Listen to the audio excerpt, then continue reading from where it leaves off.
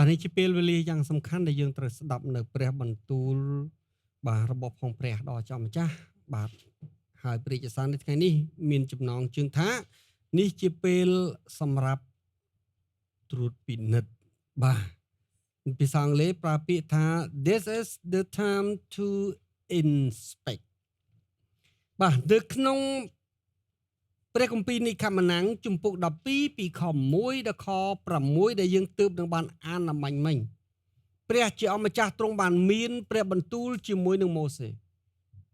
បាទហើយនឹងអេរ៉ុនឲ្យលោកទាំងពីរបាទបានប្រាប់ដល់ពួកកូនចៅអ៊ីស្រាអែលដែលពេលនោះគេរស់នៅក្នុងប្រទេសអេស៊ីបនៅឡើយបាទឲ្យគេបានញែកជាមបាទចេញពីហ្វូងទោះបីក្នុងហ្វូងជាមឬទោះបីក្នុងហ្វូងពពែបាទរយៈពេល4ថ្ងៃបាទមុនពេលដែលជាមនោះត្រូវសម្លាប់នៅថ្ងៃទី14នៅថ្ងៃលិចហេតុអ្វីបានជាចាំបាច់ញែកបាទជាម4ថ្ងៃមុនពេលសម្លាប់មិនក៏មិនញែកភ្លាមហើយសម្លាប់ភ្លាមទៅហេតុអីបានជាចាំបាច់រងចាំពេល4ថ្ងៃបាទបើយើងមើលនៅក្នុងបរិបទហើយយើងមើលនៅក្នុងប្រពៃណីទំនៀមទម្លាប់បាទគេមិនអាចយកជាមពីក្នុងហ្វូងជាមឬហ្វូងពពែភ្លាមយកមកសម្លាប់ដើម្បីថ្វាយព្រះចម្ចាស់ភ្លាមនោះទេពីព្រោះគេមិនប្រកាសថាជាមនោះបរិសុទ្ធគ្រប់គ្រាន់ស្របទៅតាមស្តង់ដារនៃព្រះបន្ទូលរបស់ព្រះបានឡើយអញ្ចឹងហើយបានជាគេញែកវាចេញពីហ្វូងបាទដើម្បីទុកជារបស់បរិសុទ្ធបាទបន្ទាប់មកគេ inspect ពាក្យថា inspect គឺគេយកជាមនឹងទៅងូតទឹកពីព្រោះជាមតែកណាប្រឡាក់ផុកយើងមើលអត់ដឹងទេបាទបន្ទាប់មកគេចាប់ផ្ដើមបាទពិនិត្យមើលតាំងពីក្បាលដល់ចុងជើងបាទតាំងពីគ្រប់ទីកន្លែងទាំងអស់វែករោមម្ដងមួយក្រៅពីមើលមុខមាត់របស់វាក្រៅពីមើលជើងរបស់ផងវាមើលបាទអាការៈរាងកាយរបស់ផងវាហើយគេចាប់ផ្ដើមវែកយករោមវាបាទថាតើមានរោមណាដែលមិនស្អាតមិនបរិសុទ្ធទេគោលការណ៍របស់ផងព្រះគម្ពីរ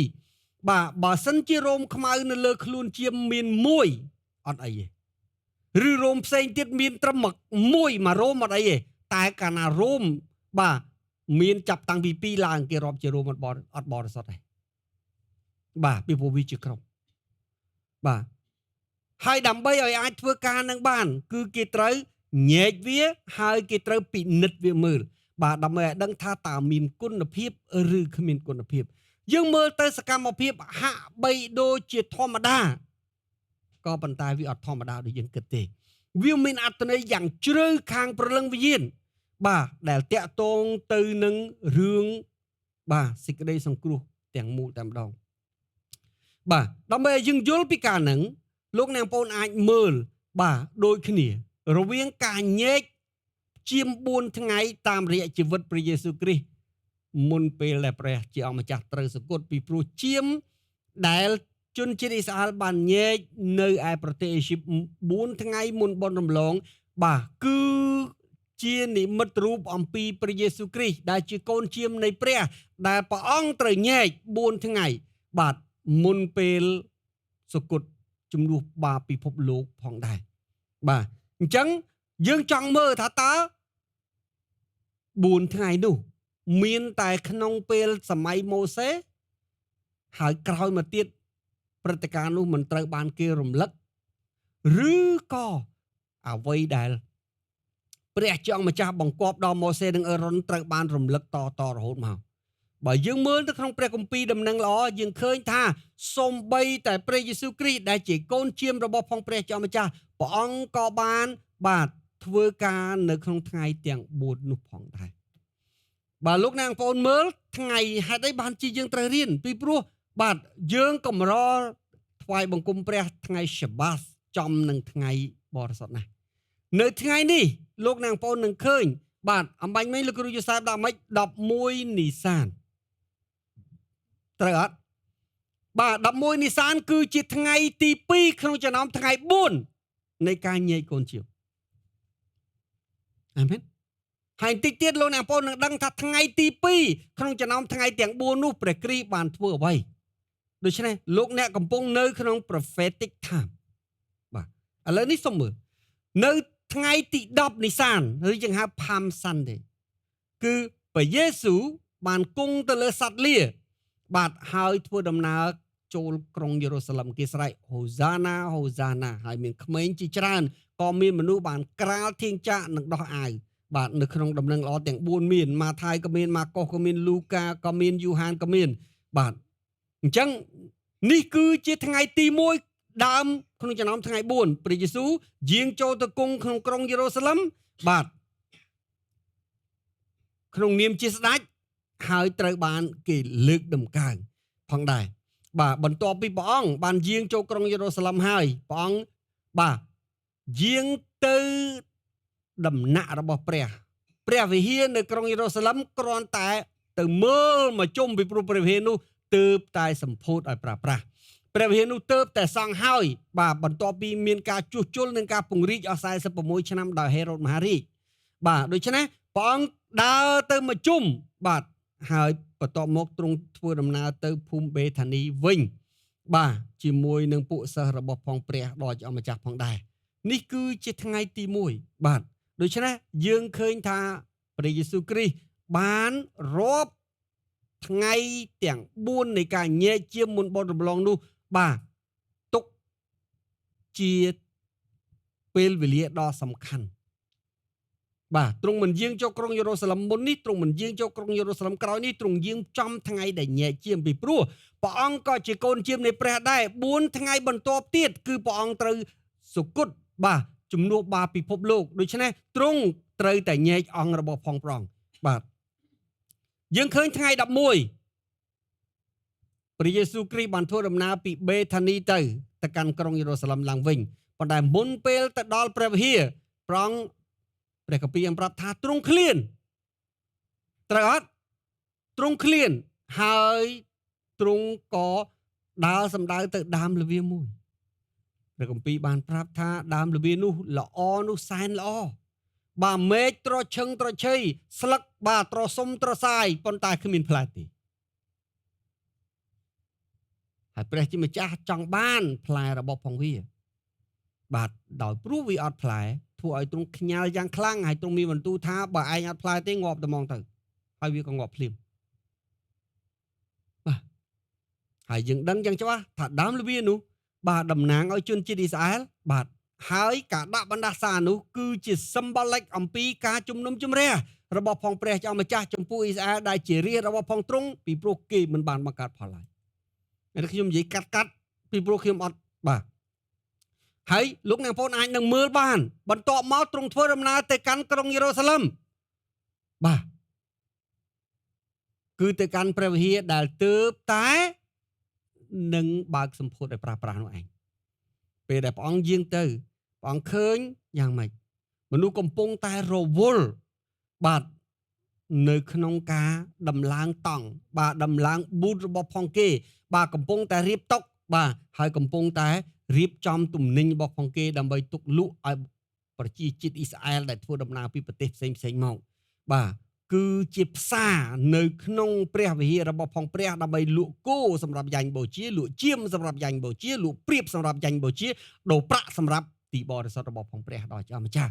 ទ្រង់ខ្ញាល់យ៉ាងខ្លាំងហើយព្រះជាម្ចាស់ទ្រង់មានបន្ទូលថាព្រះអង្គទៅទ្រង់ព្រាបហើយប្រឡែងវាអស់ទៅហើយបាទព្រះអង្គទៅក្រោលគោហើយក៏ដេញគោចេញអស់ទៅហើយព្រះអង្គទៅកន្លែងតុកបាទអ្នកលក់ប្រាក់ហើយក៏ផ្កាប់តុកគេទៅហើយទ្រង់មានបន្ទូលថាកុំយកដំណាក់របស់ផងបិតាខ្ញុំធ្វើជារោងចោលត្រូវអត់នោះគឺជាថ្ងៃទី2គឺថ្ងៃនេះឯងដូច្នេះបានជាខ្ញុំនិយាយថាលោកអ្នកបងប្អូនកំពុងនៅតែក្នុងពេល prophetic time មិនត្រឹមតែជាថ្ងៃ Shabbat ក៏ប៉ុន្តែជាថ្ងៃទី2ដែលព្រះចៅម្ចាស់ផ្កាប់តុកអាមែននេះគឺជាថ្ងៃទី2នៃការញែកហ្វូងជៀម ព្រះជាម្ចាស់សពព្រះរាជហឫទ័យ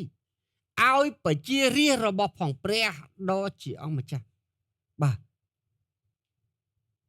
ញែកខ្លួនពីព្រោះថាថ្ងៃ14នីសាននៅថ្ងៃលិចនោះឯងគឺសំខាន់ខ្លាំងណាស់បាទសំខាន់ខ្លាំងណាស់សម្រាប់ប្រជារាស្ត្ររបស់ព្រះអង្គដើម្បីរក្សាជីវិតរបស់ផងគេមិនឲ្យទេវតានៃសេចក្តីស្លាប់ប្រហារគេជាពិសេសកូនច្បងរបស់ផងគេបាទជាមួយនឹងគ្រោះមហន្តរាយដែលនឹងធ្លាក់ទៅដល់ជនជាតិអេស៊ីបបាទហើយដើម្បីឲ្យគេបានសេចក្តីសុខសាន្តនៅក្នុងគ្រាកលយុគនោះឯងគេត្រូវតែមានលោហិតនៃកូនជៀមបាទលាបនៅលើថ្លឹមនិងក្របទ្វារផ្ទះរបស់ផងគេដើម្បីបង្ហាញទេវតានៃសេចក្តីស្លាប់ថាគេគឺជាកម្មសិទ្ធិរបស់ព្រះហើយដើម្បីឲ្យជៀមអាចយកឈាមជៀមទៅលាបបានឈាមជៀមនោះត្រូវតែជាឈាមជៀមដែលបរិសុទ្ធឈាមជៀមដែលបានញែកបាទឈាមជៀមដែលឥតខ្ចោះបាទនោះវាគឺជារឿងសំខាន់មិនមែនជាប្រពៃណីមិនមែនគ្រាន់តែជាបាទទំនៀមទម្លាប់ដែលបង្កើតភាពរវល់ទេក៏ប៉ុន្តែវាជាសាញដែលពន្យល់ពីអត្ថន័យយ៉ាងសំខាន់ខាងឯព្រលឹងវិញ្ញាណបាទដូច្នេះហើយបានជាបាទយ៉ាងម៉េចដែរបានជាវាសំខាន់ហើយយើងឃើញបាទអញ្ចឹងយើងឃើញយ៉ាងម៉េចដែរដំណាក់ព្រះវិហារដែលជាអគារវាជានិមិត្តរូបនៃរូបកាយរបស់ផងយើងដែលជាអគារនៃព្រះវិញ្ញាណបរិសុទ្ធផងដែរបាទព្រះជាម្ចាស់សពប្រតិថាម៉េច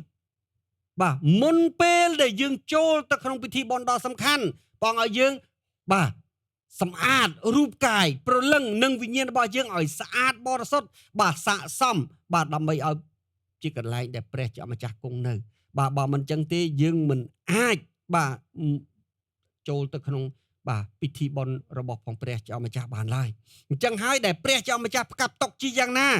ព្រះចង់ឲ្យលោកអ្នករំលឹកខ្លួនឯងលោកនៅថ្ងៃនេះតើមានប្រមាណអ្នកយកព្រះវិហាររបស់ព្រះធ្វើជារោងចោលរហូតមកដល់ថ្ងៃនេះបាទ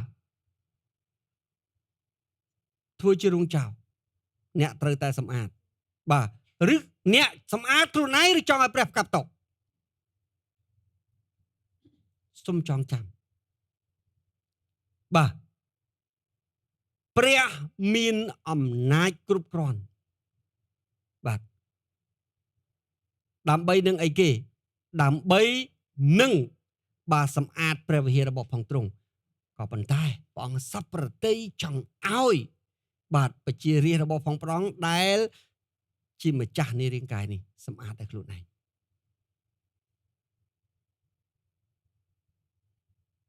បាទអញ្ចឹងហើយយើងឃើញយ៉ាងម៉េចដែរមុនពេលដើមពន្ធកិច្ចពេលដើមពន្ធកិច្ចព្រះអង្គសម្អាតព្រះវិហារម្ដងពេលចុងពន្ធកិច្ចព្រះអង្គសម្អាតព្រះវិហារម្ដងហើយការសម្អាតព្រះវិហារនេះឯងបាទវាមិនមែនគ្រាន់តែជាការបោះដីពីព្រោះម្សិលមិញក៏យើងបោះដីដែរបាទក៏ប៉ុន្តែគឺវាជានិមិត្តរូបនៃការលាងសម្អាតរូបកាយប្រលឹងនិងវិញ្ញាណយើងឲ្យស្អាតបរិសុទ្ធមុនពេលដែលយើងចូលទៅពិធីយ៉ាងសំខាន់ខាងឯប្រលឹងវិញ្ញាណបាទពីព្រោះហេតុអីពីព្រោះ Passover គឺជាពិធីបុណ្យមួយដែលអីគេជាពិធីបុណ្យមួយយ៉ាងសំខាន់ដែលចង្អុលបង្ហាញអំពីការសុគតរបស់ព្រះរាជបុត្រាទ្រង់សម្រាប់លួសបាបពិភពលោកបើឥតមានកូនជៀមរបស់ផងព្រះស្លាប់ជំនួសបាបយើងទេគ្មានវិធីណាអាចជួយរួចបាបទេមនុស្សទាំងអស់ធ្លាក់នរកទាំងអស់ហ្នឹងដូច្នេះបាទបានជាព្រះអង្គឲ្យយើងសៀសរាអត់ត្រូវយកពិធីនេះទៅលេងសើចនោះឡើយហើយយើងឃើញបន្ទាប់មកថ្ងៃទី3អីគេថ្ងៃទី3ព្រះអង្គធ្វើដំណើរទៅក្រុងយេរូសាឡិមម្ដងទៀតបាទហើយដើរលើផ្លូវទៅដល់ពួកសិស្សរបស់ព្រះអង្គមានការភ្ញាក់ផ្អើលថាមិនបានដើមលវាព្រះអង្គនិយាយម្សិលមិញថ្ងៃនេះងាប់បាត់អញ្ចឹងបាទដំណឹងល្អខ្លះថាស្អែកឡើងដើមលវាក៏ក្រៀមតែដំណឹងល្អខ្លះទៀតបានប្រាប់ថាបាទវាចាប់ដើមក្រៀមមួយរំពេចបាទសួរថាមួយណាត្រូវមួយណាខុសត្រូវទាំងពីរពីព្រោះបាទម្នាក់គឺនិយាយថានៅបាទគឺរៀបរាប់ថាការក្រៀមឬក៏ការងាប់របស់ផងវាគឺវាចាប់ដើមពីឫសមក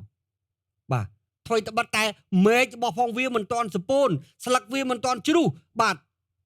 ហើយដើមមិនទាន់ក្រៀមក៏ប៉ុន្តែនៅពេលដែលទ្រង់មានបន្ទូលវាងាប់បាត់ទៅហើយបាទនេះគឺជាការពិតបាទក្នុងពេលដែលអ្នកខ្លះទៀតរៀបរាប់អំពីអភិរិនខាងក្រៅបាទគឺនៅពេលដែលឃើញវាក្រៀមក៏ប៉ុន្តែងាប់គឺងាប់អាមែន ចឹងបន្តមកទៀតយ៉ាងម៉េចទ្រង់បានយាងទៅកាន់ក្រុងយេរូសាឡិមហើយព្រះអង្គជជែក debate នៅព្រះបន្ទូលរបស់ផងព្រះជាមួយពួកមេដឹកនាំសាសនាដែលគេបង្រៀនមិនត្រឹមត្រូវដែលគេបង្រៀនខុសដែលគេយល់ខុសដើម្បី restore ព្រះបន្ទូលព្រះអង្គឲ្យគេយល់ដឹងត្រឹមត្រូវឡើងវិញលោកអ្នកបងប្អូនឃើញនេះគឺជាការញែកបាទអញ្ចឹងវាជា symbolic អំពីអីគេបាទដែលព្រះអង្គជជែកជាមួយមេដឹកនាំសាសនាជាយ៉ាងណាមេដឹកនាំសាសនាទាំងអស់នោះឯងបាទគឺជាពួកបរិសុទ្ធរបស់ផងព្រះដ៏ជាម្ចាស់គឺពេលវេលានេះគឺជាពេលវេលាដែលគេគិតដែលគេសិញ្ជឹងពិចារណាថាតើគេបានធ្វើអ្វីពេញមួយឆ្នាំហ្នឹងខុសឬត្រូវបាទនៅចំពោះព្រះជាម្ចាស់ហើយ restore ឲ្យត្រឹមត្រូវឡើងវិញកុំបណ្ដោយខុសតទៅទៀតអាមែនបាទនេះគឺជាអ្វីដែលបាទបន្ទាប់មកយ៉ាងម៉េចដែរបន្ទាប់មកថ្ងៃដដែលនឹងឯងបាទព្រះអង្គបានធ្វើដំណើរមកកាន់ភ្នំដាម៉ូលីវិញហើយព្រះអង្គបានបង្រៀនពួកសិស្សគេហៅ Olivet Discourse បាទព្រះអង្គបង្រៀនពួកសិស្សអំពីទីសម្គាល់នឹងថ្ងៃចុងក្រោយលោកអ្នកបងឃើញអាមែននៅក្នុងថ្ងៃទី3អាមែននៅក្នុងថ្ងៃទី3ដើម្បីឲ្យគេយល់បាទអញ្ចឹងមានន័យថាម៉េចបាទកាលណានិយាយពីថ្ងៃចុងក្រោយគឺនិយាយពីថ្ងៃនៃការជំនុំជម្រះថ្ងៃនៃការលើកពួកបរិសុទ្ធឡើងហើយថ្ងៃនៃការលើកពួកបរិសុទ្ធឡើងវាតាក់ទងទៅនឹងការប្រព្រឹត្តត្រឹមត្រូវឬមិនត្រឹមត្រូវតាមព្រះបន្ទូលព្រះអង្គមិនមែនគ្រាន់តែជំនឿបែបសាសនាទេព្រះឲ្យយើងគិតអាមែនបន្តមកទៀតនៅថ្ងៃទី4ព្រះអង្គធ្វើអីគេថ្ងៃទី4ព្រះគម្ពីរមិនបានពិពណ៌នាច្បាស់ទេក៏ប៉ុន្តែយើងឃើញនៅក្នុងដំណឹងល្អបានប្រាប់ថាសម្រាប់ព្រះយេស៊ូវព្រះអង្គអត់មានសកម្មភាពអីទេបាទពីពេលព្រឹកក៏ប៉ុន្តែជាមួយគ្នាយ៉ាងម៉េចបាទ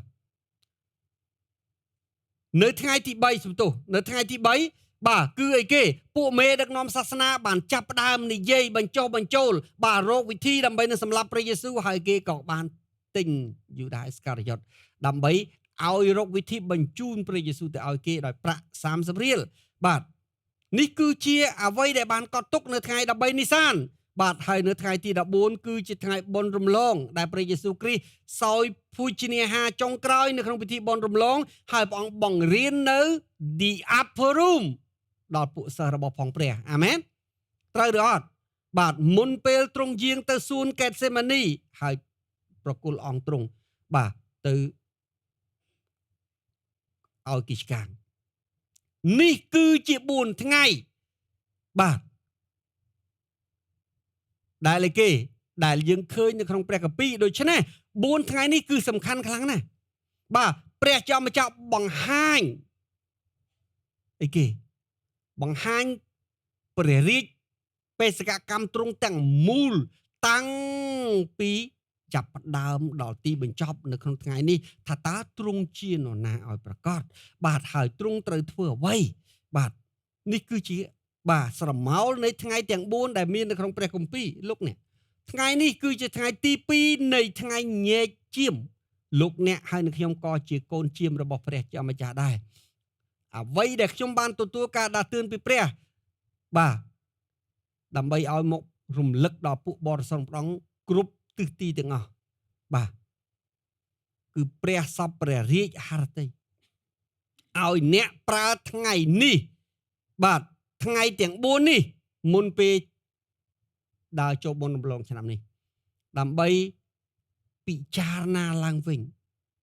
នៅកាយវិការអាកប្បកិរិយាការគិតការប្រព្រឹត្តរបៀបរស់នៅរបស់លោកអ្នកបងប្អូនក្នុងនាមជាពួកបរិសុទ្ធរបស់ព្រះតើមានការឆក់ល្វែងកន្លែងណាខ្លះដែលត្រូវធ្វើការកែតម្រូវជាបន្ទាន់ហើយផ្លាស់ប្ដូរបាទឬក៏មានកន្លែងណាខ្លះដែលលោកអ្នកបងប្អូនបាទត្រូវលាងសម្អាតដើម្បីអីដើម្បីឲ្យលោកអ្នកបងប្អូនបានរាប់ជាគួរនៅថ្ងៃបុណ្យមកដល់អាមែនអញ្ចឹងហើយបាទខ្ញុំយកក្រឹតវិន័យទាំង10ប្រការមក inspect លោកអ្នកបងប្អូនយើងយកក្រឹតវិន័យ10ប្រការមក inspect ខ្លួនយើងថាតើយើងបានប្រព្រឹត្តត្រឹមត្រូវហើយឬនៅពីព្រោះព្រះបាទគម្ពីរក្រឹតវិន័យ10ប្រការនេះបាទខ្លីល្មមងាយចាំបាទហើយយើងពិនិត្យប្រការនីមួយៗបាទអញ្ចឹងដល់ពេលដែលយើងទាំងអស់គ្នា បាទត្រូវ inspect ខ្លួនឯងហើយត្រួតពិនិត្យខ្លួនឯងហើយថាតើបាទយើងនេះបាទដែលត្រូវដើរចូលក្នុងបុណ្យរំលងនេះក្នុងនាមជាពួកបរិសុទ្ធរបស់ព្រះតើយើង blameless បាទឬក៏អីគេ fullness បាទមានន័យថាយើងជាកូនជៀមដែលអត់ខ្ចោះឬកូនជៀមល្ងីល្ងើឬក៏កូនជៀមដែលកខ្វក់កូនជៀមដែលមិនស្អាតដែលមិនបរិសុទ្ធបើមិនចឹងទេថ្ងៃទី14អត់ប្រយោជន៍ទេសម្រាប់អ្នកអាមែនចងចាំពេលវេលាដែលអ្នកកំពុងតែឈរនៅនេះមិនមែនជាពេលធម្មតាដូចពេលកន្លងទៅទេវាជាពេល prophetic បាទយើងអត់ដឹងទេមកវិនាទីទៀតមានអីកើតឡើងយើងអត់ដឹងទេឆ្នាំនេះមានអីកើតឡើងយើងអត់ដឹងទេឆ្នាំក្រោយមានអីកើតឡើងពីព្រោះយើងកំពុងនៅម៉ោងចុងក្រោយបាទបងអស់បាទភាសាអង់គ្លេសប្រើពាក្យ the last of the last day ខ្មែរយើងប្រើពាក្យម៉ោងចុងក្រោយបងអស់ដែលរងចាំព្រះជាម្ចាស់បាទព្រឹកមិញកូនខ្ញុំទៅឆុងកាហ្វេហើយគាត់ខំងើបឡានគាត់ចាក់សាំងផងចាក់ហ្គាសផងគាត់ឃើញហ្គាសគាត់អស់ពាក់កណ្ដាលហើយគាត់នឹកឃើញថាចាក់ឲ្យពេញទៅហើយនឹកឃើញថាក្រាស់សាំងងើបងាំម៉ោង5បើកបាទអញ្ចឹងគាត់ក៏ងើបម៉ោង4ដើម្បីញ៉ាំកាហ្វេញ៉ាំអីហើយបាទដើម្បីម៉ោង5ទៅដល់ក្រាស់សាំងដោយសង្ឃឹមថាបានទៅដល់មុនគេបាទប៉ុន្តែតាមពិតបាទទៅដល់ត្រូវបានអ្នកលក់សាំងប្រាប់ថាបាទចាប់តាំងពីមានបញ្ហាហ្គាសមកគឺមនុស្សតម្រង់ជួរគ្នាបាទជាពិសេសពួកកង់3គ្រប់ពេលគ្រប់វេលាទាំងអស់ដូច្នេះគ្មានម៉ោងណាដែលម៉ោងស្ងាត់ទេគឺសុទ្ធតែជាម៉ោងដែលណែនទាំងអស់ហើយម៉ោងដែលតម្រង់ជួរទាំងអស់ដូច្នេះអូនមកពេលណាក៏ដូចតែគ្នាដែរខ្ញុំមើលទៅបាទហើយនឹងរាជរដ្ឋាភិបាលលោកមានប្រសាសន៍ហើយជាពិសេសឯកឧត្តមកែវរតនៈលោកនិយាយថាវាឡើងថ្លៃបន្តិចមែនតែវាអត់តន់ដល់ខ្វះទេយើងនឹងអាចគ្រប់គ្រងបានក៏ប៉ុន្តែមនុស្សដូចជាអីគេបាទដូចត្រីចវាលេងភ្លៀងអញ្ចឹងគ្រាន់តែលឺអីបន្តិចភ័យផងខ្លាចផងច្បុកច្បល់ផងបាទធិតពិតមែនតើមនុស្សតិចណាស់ដែលស្លាប់ដោយមានបញ្ហាប៉ុន្តែមនុស្សភាគច្រើនស្លាប់មុនពេលបញ្ហាកើតឡើងទៀតស្លាប់ដោយសារការភ័យនេះការពិតមានការពិសោធន៍ផ្នែកចិត្តសាស្ត្រមួយបាទដែលគេពិសោធន៍ទៅលើមនុស្ស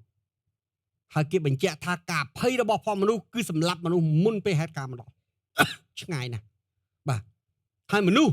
អត់ចូលចិត្តស្លាប់ទេក៏ប៉ុន្តែចូលចិត្តបំភ័យខ្លួនឯងស្លាប់គេយកអ្នកតួម្នាក់ដែលត្រូវប្រហារជីវិតបាទយកទៅបាទយកកកគាត់ទៅគៀបជាមួយនឹងបាទម៉ាស៊ីនកាត់កបាទហើយគេប្រាប់ថាអ្នកឯងដល់ពេលត្រូវប្រហារជីវិតហើយប៉ុន្តែគេនិយាយគ្នាគេថាបើការពិសោធន៍មួយនេះជោគជ័យហើយមនុស្សនេះអត់ស្លាប់ទេបាទយើងនឹងលែងអត់មានសេរីភាពបាទគេយកគាត់ទៅដាក់ក្នុងម៉ាស៊ីនកាត់កហើយសកាត់កកគាត់បាទតបមកគេធ្វើសម្លេងដូចជាកបិតធ្លាក់អញ្ចឹងហើយបន្ទាប់មកគេយកទឹកមកធុងបាទដាក់មកបង្ហូរក្បែរកកគាត់ហ្នឹងឲ្យមើលទៅគាត់ដូចឈាមអញ្ចឹងដោយសារគាត់មើលអត់ឃើញអញ្ចឹងគាត់ឃើញទឹកហូរមកគាត់គិតថាឈាមគាត់កំពុងហូរបាទតែតាមពិតជាទឹកទេ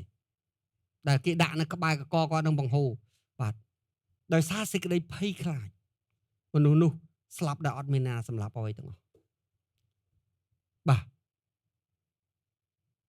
នេះគឺជាការពិសោធន៍ផ្នែកចិត្តសាស្ត្របាទការគិតរបស់គាត់សេចក្តីភ័យខ្លាចរបស់ផងគាត់អារម្មណ៍របស់ផងគាត់បាទគឺជាអ្នកសម្លាប់គាត់អត់មានអ្នកណាធ្វើអីទេគេយកគាត់ទៅដាក់ក្នុងហ្នឹងតែមិនមែនគៀបគាត់ឲ្យស្លាប់ទេគេគ្រាន់តែយកដាក់គាត់ដើម្បីធ្វើឧទាហរណ៍បាទប៉ុន្តែធិតពិតមែនតើគេមិនបានប៉ះពាល់អីគាត់ទេមនុស្សអញ្ចឹងបាទសភាពការអត់តអាក្រក់ទេក៏ប៉ុន្តែមនុស្សធ្វើឲ្យសភាពការធម្មតាคล้ายជាសភាពការដល់សែនអាក្រក់ ដោយសារអីដោយសារភ័យដោយសារខ្លាចបាទហើយអាក្អែកមួយជាក្អែក10នេះបាទបងប្អូនទៅកន្លែងទៅកន្លែងតាក់ស៊ីក៏ដោយទៅកន្លែងកាត់សក់ក៏ដោយទៅក្នុងផ្សារត្រីក៏ដោយទៅកន្លែងក៏ដោយគេនិយាយតែពីបញ្ហាបាទកន្លងទៅមិនទាន់មានសភាពការគេនិយាយបញ្ហាព្រំដែនបាទអ្នកព្រំដែននោះមិនភ័យមិនខ្លាចមិនដឹងលឿយទេប៉ុន្តែអ្នកភ្នំពេញនេះគឺហើយនឹងអ្នកក្រៅប្រទេសដឹងច្រើនជាងនឹងទៀតដឹងច្រើនអ្នកដែលនៅសមរភូមិផ្ទាល់ទៀតហើយជាមួយគ្នាឥឡូវផុតពីបញ្ហាព្រំដែនចូលដល់បញ្ហារឿងសាំងហិង្កាទៀតបាទនិយាយមកដូចជាបាទហើយអ្នកខ្លះទៀតមិនត្រឹមតែអញ្ចឹងទេគឺប្រើ social media នឹងឯងដើម្បីនិយាយអ្វីដែលខ្លួននិយាយតាមអារម្មណ៍របស់ផងខ្លួនធ្វើឲ្យពលូតបាទច្បុកច្បល់បល់ពីនឹងឯងហើយដល់ពេលគេបិទថាសិទ្ធិសេរីភាពប៉ុន្តែសិទ្ធិសេរីភាពរបស់យើងវាធ្វើឲ្យអ្នកអតីតស្លាប់បាទអានឹងដែលជាបញ្ហាអញ្ចឹងហើយយ៉ាងម៉េចដែរកង់3ចាក់បានប្រមាណលីត្របាទព្យាយាមទៅចាក់ហើយចាក់ទៀតចាក់ហើយចាក់ទៀតចាក់ហើយតាទៀតយូរគិតពីខ្វល់រឿងចាក់ហ្គាសលេងខ្វល់រឿងរត់ឡានក៏ដូចគ្នាអីក៏ដូចគ្នាបាទនឹងការពិតក្នុងពេលដែលគេក្នុងពេលដែលយើងដែលអាចចាក់បានគ្រប់ការ៉ាស់ទាំងអស់បាទហើយមិនត្រឹមតែអញ្ចឹងទេចង់បាតកម្មជាមួយនឹងរដ្ឋាភិបាលទៀតដោយសារហេតុអីចង់ឲ្យហ្គាសថោកចង់ឲ្យហ្គាសថ្លៃរដ្ឋាភិបាលមិនអាចជប់កើតទេដល់ថ្នាក់ចេញខាត 6% ទៅលើពន្ធក្នុងការនាំចូលបន្ថែមទៀតតែរដ្ឋធ្វើយ៉ាងម៉េចទៅហើយនេះវាជាអីគេនេះវាជាវិបត្តិសកលលោកវាមិនមែនជាវិបត្តិរបស់ប្រទេសខ្មែរទេបាទ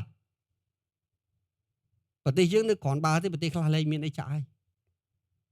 នេះជាការពិតយើងក៏គិតហើយតាមពិតនេះមិនមែនជាលើកទី1ទេតាំងកាលពីឆ្នាំ2018បើតាមខ្ញុំនឹកចាំសាំងឡើងជិត 7,000 ម្ដងហើយនៅពេលមានវិបត្តិក៏ប៉ុន្តែពេលនោះវាអត់ច្បុកច្បល់ដល់ឥឡូវដោយសារ social media បាត់មានអានេះជាបញ្ហាលោកនេះមិនទាន់ចាប់ផ្ដើមផងបើលោកអ្នកបងប្អូនមើលព្រះគម្ពីរការជំនុំជម្រះ21លើករបស់ផងព្រះជាម្ចាស់បាទមនុស្សស្លាប់ម្ដង 1/3 នៃ 1/4 នៃផែនដីមានន័យថាបើមនុស្ស8,000 លាននាក់ស្លាប់ម្ដង 2,000 លានក្នុងពេលតែមួយអញ្ចឹងគ្រាន់តែគ្រោះធម្មជាតិមួយកើតឡើងអស់ 2,000 លាននៅសល់ 4,000 លានម្ដងទៀត1/3 ទៀតបាទតាមរយៈអ្នកស្កឡាគេនិយាយថាតាមរយៈការសិក្សាហើយវែកញែកពីការជំនុំជម្រះ21លើកក្នុងព្រះគម្ពីរវរណៈបាទក្រោយការជំនុំជម្រះមនុស្សសពថ្ងៃនេះដែលមានប្រមាណជាបាទផ្ទង់ 800,000 លាននាក់នេះនៅសល់ប្រហែលជា50 លាននាក់ប៉ុណ្ណោះនៅទូទាំងពិភពលោកនៅឡាវតកដុំប៉ុណ្នេះវាកំទេចផ្ទះហើយឡានឡើងសុះបាទលោកអ្នកបងប្អូនសម័យមើលចុះបើសិនជាមួយដុំ60 គីឡូហើយវាធ្លាក់ទៅលើមេឃតើវាសល់អីខ្លះហើយថ្ងៃមួយវានឹងធ្លាក់កុំថា banker នៅខាងក្នុងដីក៏ខ្ទេចដែរបើវាមកប្រហែល100 គីឡូពីលើមក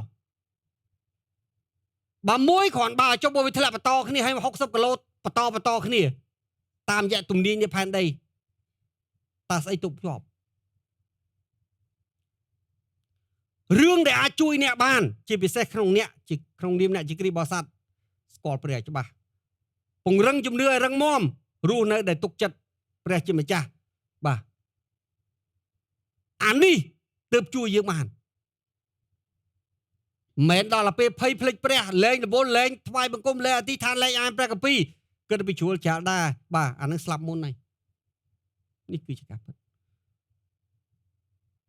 សម្រាប់លោកអ្នកអត់មានអ្វីចម្លែកទេ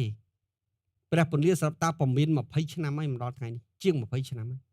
ហើយខ្ញុំបានប្រាប់ដោយច្បាស់លាស់ថាពិភពលោកនឹងមានអីកើតឡើងបាទបើអ្នក surprise មានន័យថាអ្នកអត់បានស្ដាប់ឬអ្នកស្ដាប់ដែរតែអ្នកអត់យកចិត្តទុកដាក់បាទកុំរាប់ការដាស់តឿនរបស់ព្រះទុកជាតដោកពីព្រោះតួនាទីរបស់ផងព្រះវិញ្ញាណគឺបំភ្លឺប្រាប់ឲ្យដឹងហេតុការណ៍បាទ អ្នកស្ដាប់ក៏បានអ្នកមិនស្ដាប់ក៏បានប៉ុន្តែអ្នកដែលខាតហើយអ្នកដែលបងថ្លៃគឺជាអ្នកទេព្រះបន្ទូលគ្មានអ្នកណាព្រះបន្ទូលអត់បងថ្លៃទេពីព្រោះព្រះបន្ទូលមិនចេះខាតឡើយតែអ្នកដែលលឺឲ្យពើធ្វើពើអ្នកហ្នឹងឯងដែលខាតបាទខ្ញុំអត់យល់ពីបជារាព្រះពេលធម្មតាក៏គេមិនមកព្រះវិហារអាពេលចិត្តអាចចលក៏គេអត់មកព្រះវិហារតើពេលណាគេមក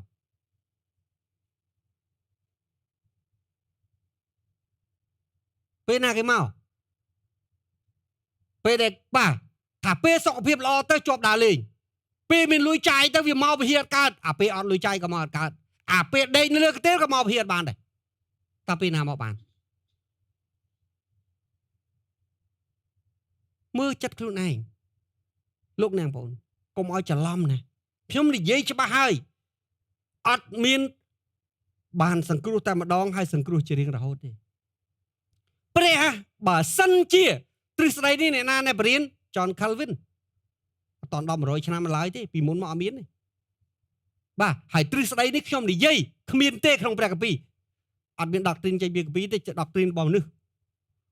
ទី2ខ្ញុំក៏បានទៅប្រាប់លោកអ្នកបើសិនជា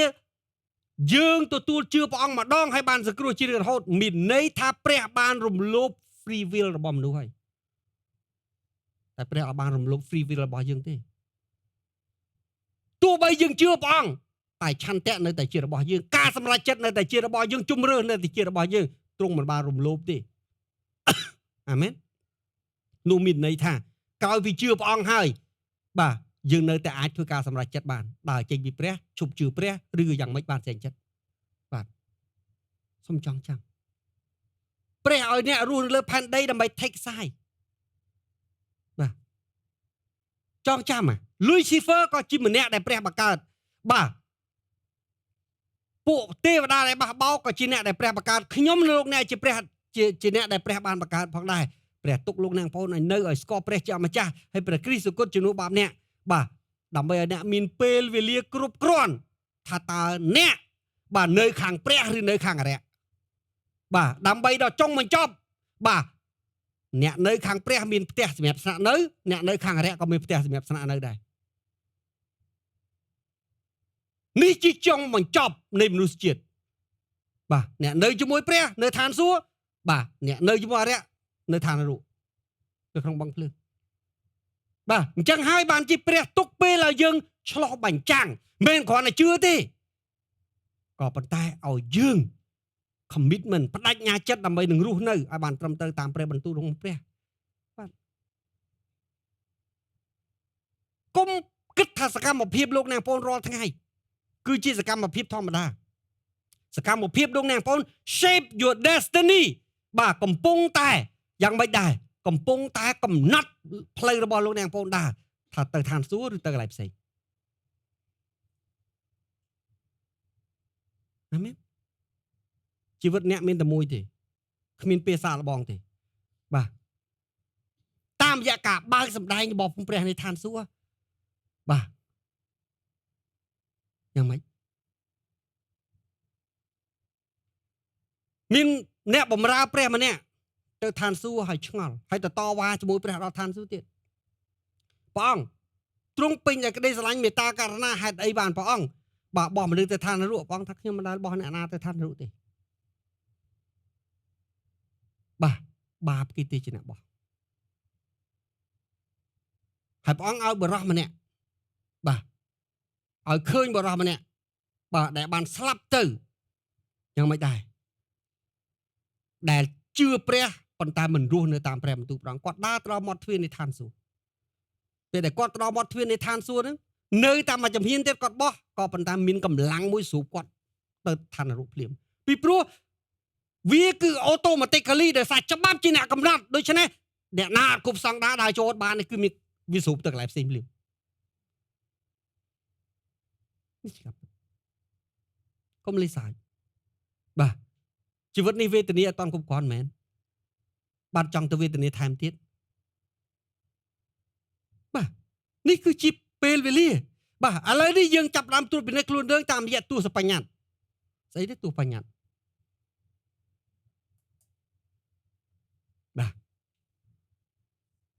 ទស្សបញ្ញត្តិនៅសនោះខ្ញុំដាក់ឲ្យមើលថ្ងៃបាទហេតុអ្វីបានជាយើងត្រូវពិនិត្យខ្លួនយើងតាមរយៈទស្សបញ្ញត្តិព្រះគម្ពីរអំប្រាប់ថាទស្សបញ្ញត្តិបាទឬក៏ក្រឹតវិន័យ10ប្រការនេះព្រះបង្កើតមកដើម្បីអប់រំហើយគូសតម្រង់ផ្លូវប្រជារាស្ត្រព្រះឲ្យចេះរស់នៅជារាស្ត្រដែលត្រឹមត្រូវតាមពិតមិនមែនមានតែ10នោះទេ10នេះគឺគ្រាន់តែជាបញ្ញត្តិដែលព្រះដាក់មកដើម្បីឲ្យយើងប្រតិបត្តិប្រចាំថ្ងៃងាយស្រួលក្នុងការចងចាំតែប៉ុណ្ណោះហើយហេតុផលគឺនៅក្នុងខ1និងខ2បងថាអញដាក់បញ្ញត្តិនេះមកដើម្បីកុំឲ្យឯងត្រឡប់ទៅជាទាសករនៅស្រុកអេស៊ីបឡើងវិញអេស៊ីបគឺជា symbolic ជីវិតចាស់ជីវិតមុនថ្ងៃជឿព្រះអង្គជីវិតក្នុងអំពើបាបរបស់ផងយើងបងថាបាទមានតែក្រឹតវិន័យមានតែការប្រព្រឹត្តតាមព្រះបន្ទូលរបស់ផងព្រះទេមានតែការប្រព្រឹត្តតាមក្រឹតវិន័យ10ប្រការទេទើបថែរក្សាឯងឲ្យមានសេរីភាពពិតប្រាកដហើយរស់នៅជារាជព្រះបាទតែបើសិនជាឯងមិនបានប្រព្រឹត្តតាមបញ្ញត្តិនឹងទេឯងនឹងคล้ายទៅជាទាសករ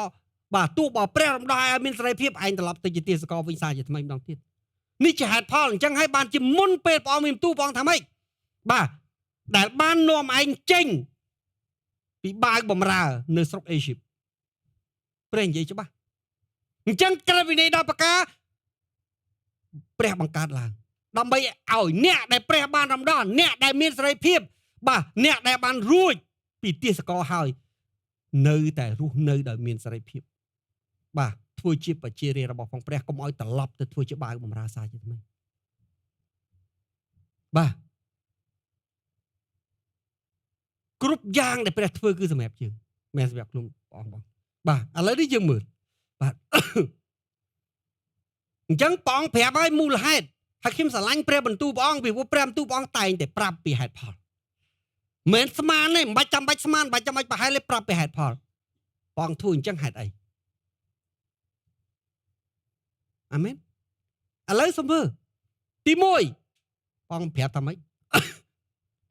កុំឲ្យមានព្រះឯណាទៀតព្រះឯណាទៀតមានន័យថាជឿព្រះថ្វាយបង្គំព្រះហើយមានព្រះអង្គតែមួយបានហើយកុំឲ្យមានលើសពីមួយឯណាទៀតគឺសំដៅទៅលើបាទយើងថ្វាយបង្គំព្រះហើយថ្វាយបង្គំស្អីផ្សេងទៀតដែលលើសពីមួយបាទអាមែនបាទនៅចំពោះអញឲ្យសោះបាទពាក្យឲ្យសោះមានន័យថាអត់អនុញ្ញាតទេបាទហើយចោទយកថាចំពោះ6បាទនេះគឺជាអ្វីដែលហើយកាលណាយើងនិយាយពីព្រះនៅក្នុងវចនានុក្រមខ្មែរនិយាយពីអីឧត្តមប្រសើរខ្ពង់ខ្ពស់អ្វីក៏ដោយដែលនៅក្នុងវិញ្ញាណអារម្មណ៍មនោសញ្ចេតអ្នកមនោសញ្ចេតនារបស់អ្នករាប់វាថាឧត្តមប្រសើរខ្ពស់ប្រហែលព្រះឬជាងព្រះអានឹងហើយគឺជាព្រះមិនចាំបាច់ជារូបទេអ្នកចំណាយពេលទៅបោះតង់នៅថ្ងៃអាទិត្យអត់មកថ្វាយបង្គំព្រះពីព្រោះអ្នកចូលចិត្តវាអញ្ចឹងអ្នកយកវាខ្ពស់ជាងព្រះហើយអានឹងក៏ជាព្រះដែរគឺភាពសប្បាយរីករាយរបស់អ្នកមិនអាចមកថ្វាយបង្គំព្រះបានពីព្រោះគ្មានកន្លែងចតឡានទំនើបរបស់អ្នកអញ្ចឹងអ្នកអាចជិះកង់3មកបានទេវាអត់លយអត់សុវត្ថិភាពបាទអញ្ចឹងឡានទំនើបនឹងឯងជាព្រះរបស់អ្នកស្អីដែលអ្នករាប់ថាដោយសារវាខ្ញុំមិនអាចទៅថ្វាយបង្គំដោយសារវាខ្ញុំមិនអាចទៅព្រះវិហារដោយសារវាបាទខ្ញុំមិនអាចរក្សាភាពថ្ងៃបរិសុទ្ធអានឹងមានន័យថាអ្នករាប់របស់ទាំងអស់នោះបាទឧត្តមខ្ពស់ប្រសើរពីព្រោះវចនានុក្រមខ្មែរមានពាក្យប៉ុណ្ណឹងបាទជាងព្រះអញ្ចឹងអានឹងឲ្យវាសុទ្ធតែជាព្រះគ្មានអ្នកណាឈរតំណែងលេខ1 2ដងទេគឺមានតែព្រះប៉ុណ្ណោះឯងចាំពាក្យទៅអ្នកមិនអាចយកអីទៅដាក់ឲ្យក្បែរឬប្រហែលឬស្មើណាស់ទេព្រះអត់ទទួលយកទេបាទចងចាំ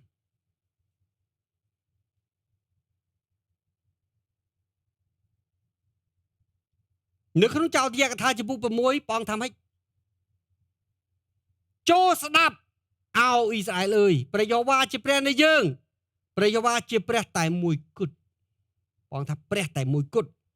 ត្រូវឲ្យឯងស្រឡាញ់ព្រះម្ចាស់ជាព្រះនៃឯងឲ្យអស់ពីចិត្តព្រលឹងហើយអស់ពីកម្លាំង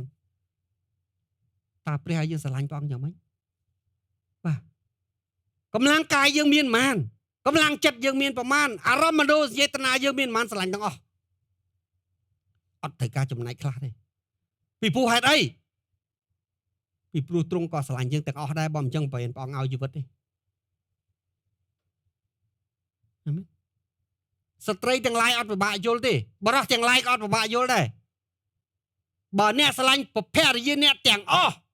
តើអ្នកត្រូវការឲ្យភរិយាអ្នកស្រឡាញ់អ្នកទាំងអស់ដែរឬក៏ស្រឡាញ់ខ្លះឯស្ត្រីក៏ដូចគ្នាបាទអញ្ចឹងអ្នកគ្រាន់តែយល់ពីទំនាក់ទំនងភរិយានិងស្វាមីអ្នកអាចយល់បានហើយដោយព្រោះតែយើងតម្រូវឲ្យគេស្រឡាញ់យើងទាំងអស់ពីព្រោះយើងស្រឡាញ់គេទាំងអស់បើយើងមិនស្រឡាញ់គេទាំងអស់កុំតម្រូវឲ្យគេស្រឡាញ់យើងទាំងអស់ទៅវាមិនរួចឡើយអាមែនតើមានអីធំជាងជីវិតទៀតមានអីថ្លៃជាងព្រះរាជបុត្រាទៀតព្រះអង្គឲ្យទាំងអស់សំបីតែក្នុងផារ៉ាបលរបស់ផងព្រះយេស៊ូវព្រះអង្គមានទូថាម៉េចនគរឋានសួគ៌ប្រៀបដូចជាបរិបម្នាក់ដែលស្វែងរកកំណាប់កាលបើឃើញហើយទៅលក់ទ្រព្យទាំងអស់ដើម្បីទៅទិញកំណាប់នោះគឺជានិយាយពីអីព្រះរាជបុត្រាព្រះអង្គលក់ទាំងអស់ដើម្បីទិញអ្នកហើយដូច្នេះបានព្រះឲ្យអ្នកបាទធ្វើអ្វីគ្រប់យ៉ាងដើម្បីស្រឡាញ់ព្រះអង្គវិញវាយុត្តិធម៌ទេអាមែនឥឡូវខ្ញុំឧទាហរណ៍ទ្រង់ជាព្រះមហាក្សត្រជាព្រះរាជបុត្របាទដែលត្រូវឡើងគ្រងរាជ្យមានស្ត្រីតម្រង់ជួរបាទដើម្បីសុំធ្វើអគ្គមហេសីសិតតែស្អាតសិតតែល្អចាសិតតែមកពី Noble ក៏ប៉ុន្តែទ្រង់ស្រឡាញ់ក្មេងខ្វៀលគោម្នាក់ហើយចង់ឡើងធ្វើជាអគ្គមហេសីបាទព្រះរាជបុត្រស្រឡាញ់ស្ត្រីក្មេងខ្វៀលគោទាំងអស់ស្អីក៏ឲ្យដែរសូម្បីតែបល្ល័ង្កតើទ្រង់គ្មានសិទ្ធិដើម្បីតម្រូវឲ្យក្មេងនឹងស្រឡាញ់ទ្រង់ទាំងអស់មែនឬក៏យកនិយាយថាបាទព្រះអង្គធ្វើចឹងហួសហេតុហើយក្មេងខ្វៀលគោនោះគឺអ្នកនឹងឯង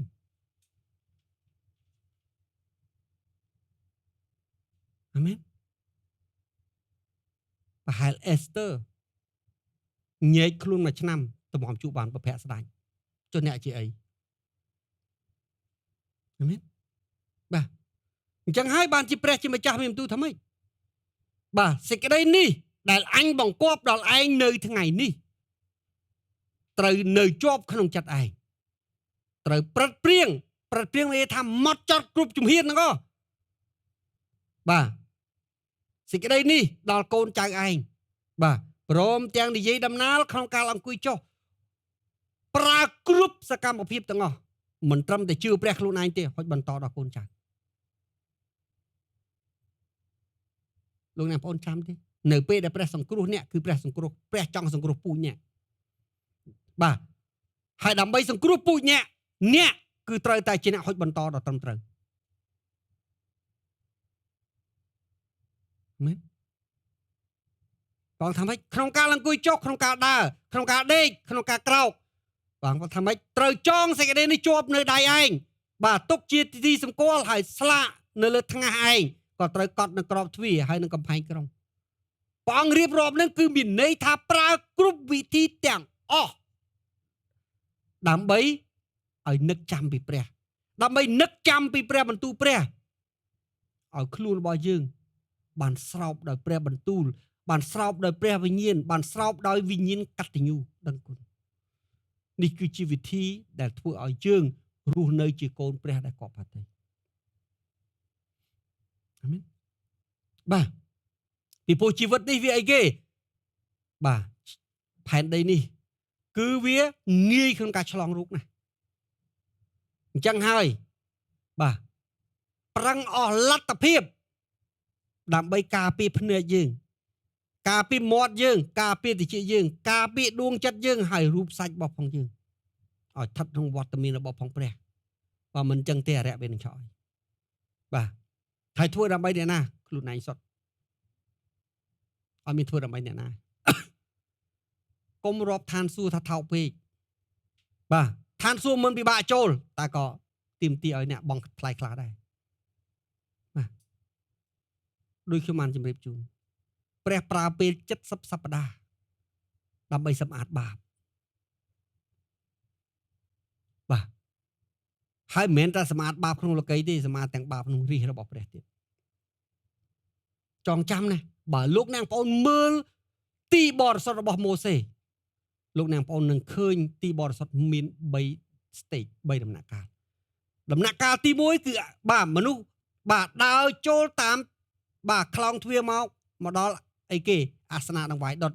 នោះគឺជាដំណាក់កាលទី1នៃក្តីសង្គ្រោះគឺមនុស្សមានបាបចាប់ផ្ដើមទទួលស្គាល់ថាខ្លួនបាទជាមនុស្សមានបាបហើយទទួលព្រះយេស៊ូវជាម្ចាស់ហើយជាព្រះអង្គសង្គ្រោះនោះគឺជាដំណាក់កាលនៃបាបក៏ប៉ុន្តែព្រះមិនចង់ឲ្យយើងចប់នៅត្រឹមហ្នឹងទេព្រះឲ្យយើងលាងដៃជើងយើងដោយទឹកគឺជាព្រះបន្ទូលរបស់ផងព្រះហើយឲ្យយើងឆ្លងកាត់ខ្លោងទ្វារទី2ដើម្បីคลายទៅជាសង្ឃរបស់ព្រះបាទដែលអីគេដែលយើងត្រូវតែជានំប៉័ងឥតដំបែដែលយើងត្រូវតែជាកំញាន់ឈ្ងុយឈ្ងប់នៅក្នុងដំណាក់របស់ផងព្រះជាម្ចាស់ហើយយើងត្រូវសម្លឹងមើលទៅកាន់ជើងចង្កៀងទាំង7បាទដើម្បីអីគេបាទដើម្បីឲ្យយើងនឹកចាំនេះដំណាក់កាលទី2នេះហៅថា sanctification ដល់ដំណាក់កាលទី3បាទគឺអីគេអ្នកឆ្លងកាត់រូបសាច់បាទឆ្លងកាត់យ៉ាងណូលមួយទៀតចូលទៅដល់ Ark of Covenant នោះគឺឋានសួគ៌បើអ្នកគ្រាន់តែឃើញក៏អ្នកដឹងដែរថាសេចក្តីសង្គ្រោះវាដើរឆ្លងកាត់បែបហ្នឹងបាទហើយទាំងអស់ហ្នឹងគឺនិយាយពីអ្នកបាទក៏ប៉ុន្តែមនុស្សជាទូទៅគឺចង់វ៉ែវល់បាទនៅតែជុំវិញអាសនៈដង្វាយដុតហ្នឹងឯងអត់ព្រមចង់ចូលទៅទៀតទេសុំចងចាំកន្លែងនេះក្តៅណាស់កន្លែងនេះអត់មានដបូលប្រក់ទេកន្លែងនេះភ្លៀងគឺទៅទឹកក្តៅគឺបាទសន្សើមគឺធ្លាក់ជោគព្រោះបាទនេះគឺជាការចាប់ផ្ដើមនៃជីវិតប៉ុណ្ណោះបាទបរិយអ្នកទូទៅអ្នកយល់ថាអូជឿព្រះទៅប៉ុណ្្នឹងបាទសាកម៉ោង12ថ្ងៃត្រង់អ្នកទៅឈរនឹងក្តៅហើយខ្ញុំនឹងអង្គុយក្នុងម៉ាស៊ីនត្រជាក់មួយណាស្រួលខ្លួនជាងបាទនៅពេលដែលអ្នកបណ្ណាមីស្រាអែលបាទអាចក៏ត្រូវការគេលើកយកទៅលាងបាទខោទំនោមក៏ត្រូវការគេផ្លាស់ប្ដូរបាទចង់បាទទទួលទានអីគេ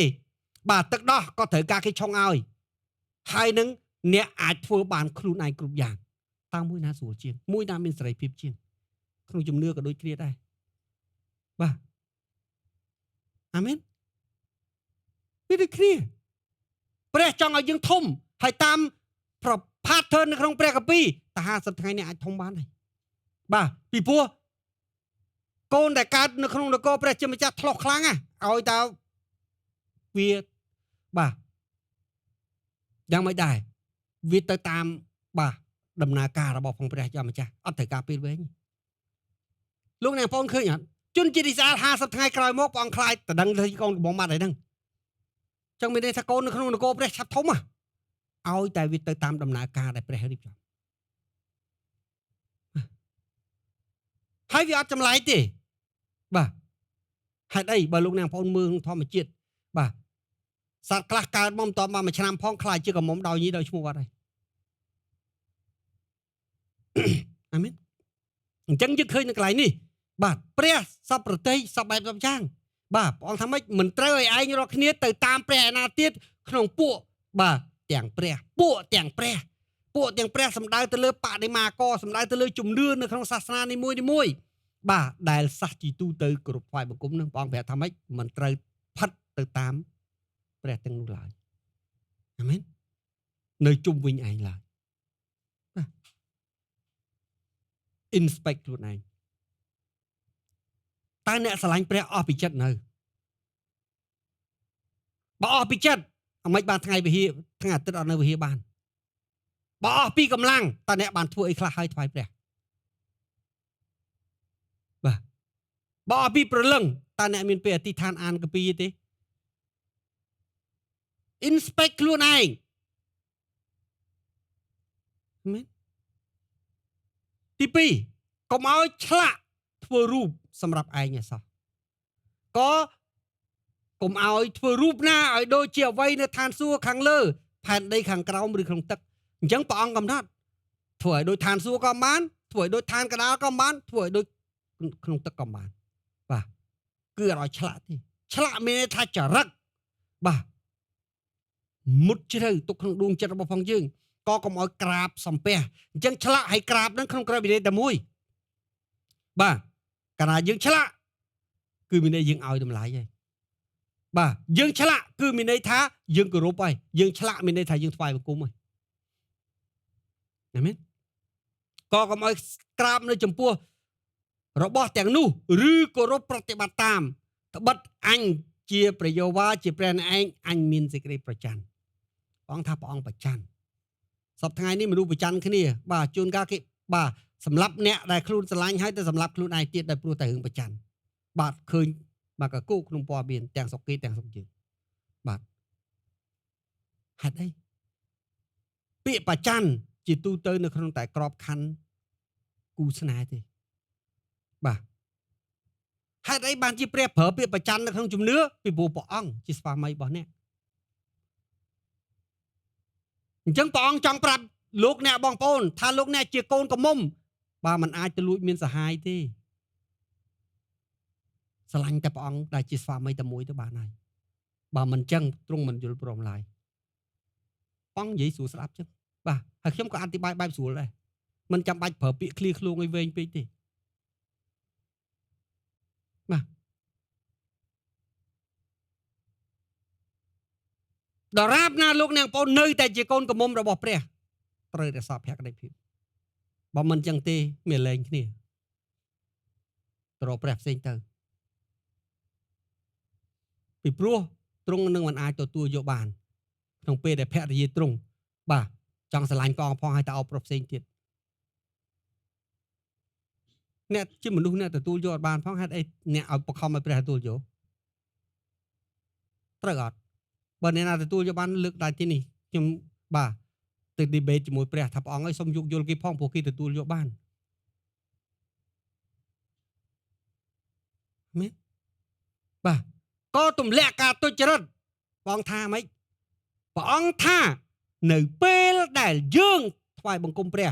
ហើយទៅលួចមានសហាយផ្សេងទៀតវាជាអំពើទុច្ចរិតបាទពីព្រោះការមិនរក្សាភក្តីភាពក្បត់ជាមួយនឹងអ្នកដទៃផ្សេងទៀតគឺមានន័យថាទុច្ចរិតដែរសំបីតែក្នុងច្បាប់របស់រដ្ឋដូចគ្នាកាលណាយើងរកស៊ីក្រុមហ៊ុនជាមួយគ្នាបាទហើយ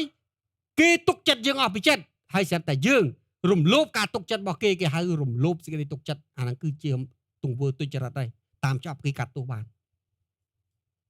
អាមែនរបស់ឪពុកទៅលើកូនរហូតដល់3 14ដំណផងបងថាទង្វើរបស់ផងយើងមិនត្រឹមតែយើងឯងជាអ្នកទទួលដល់3ដំណក្រោយឬ4ដំណក្រោយទៀតបាទអញ្ចឹង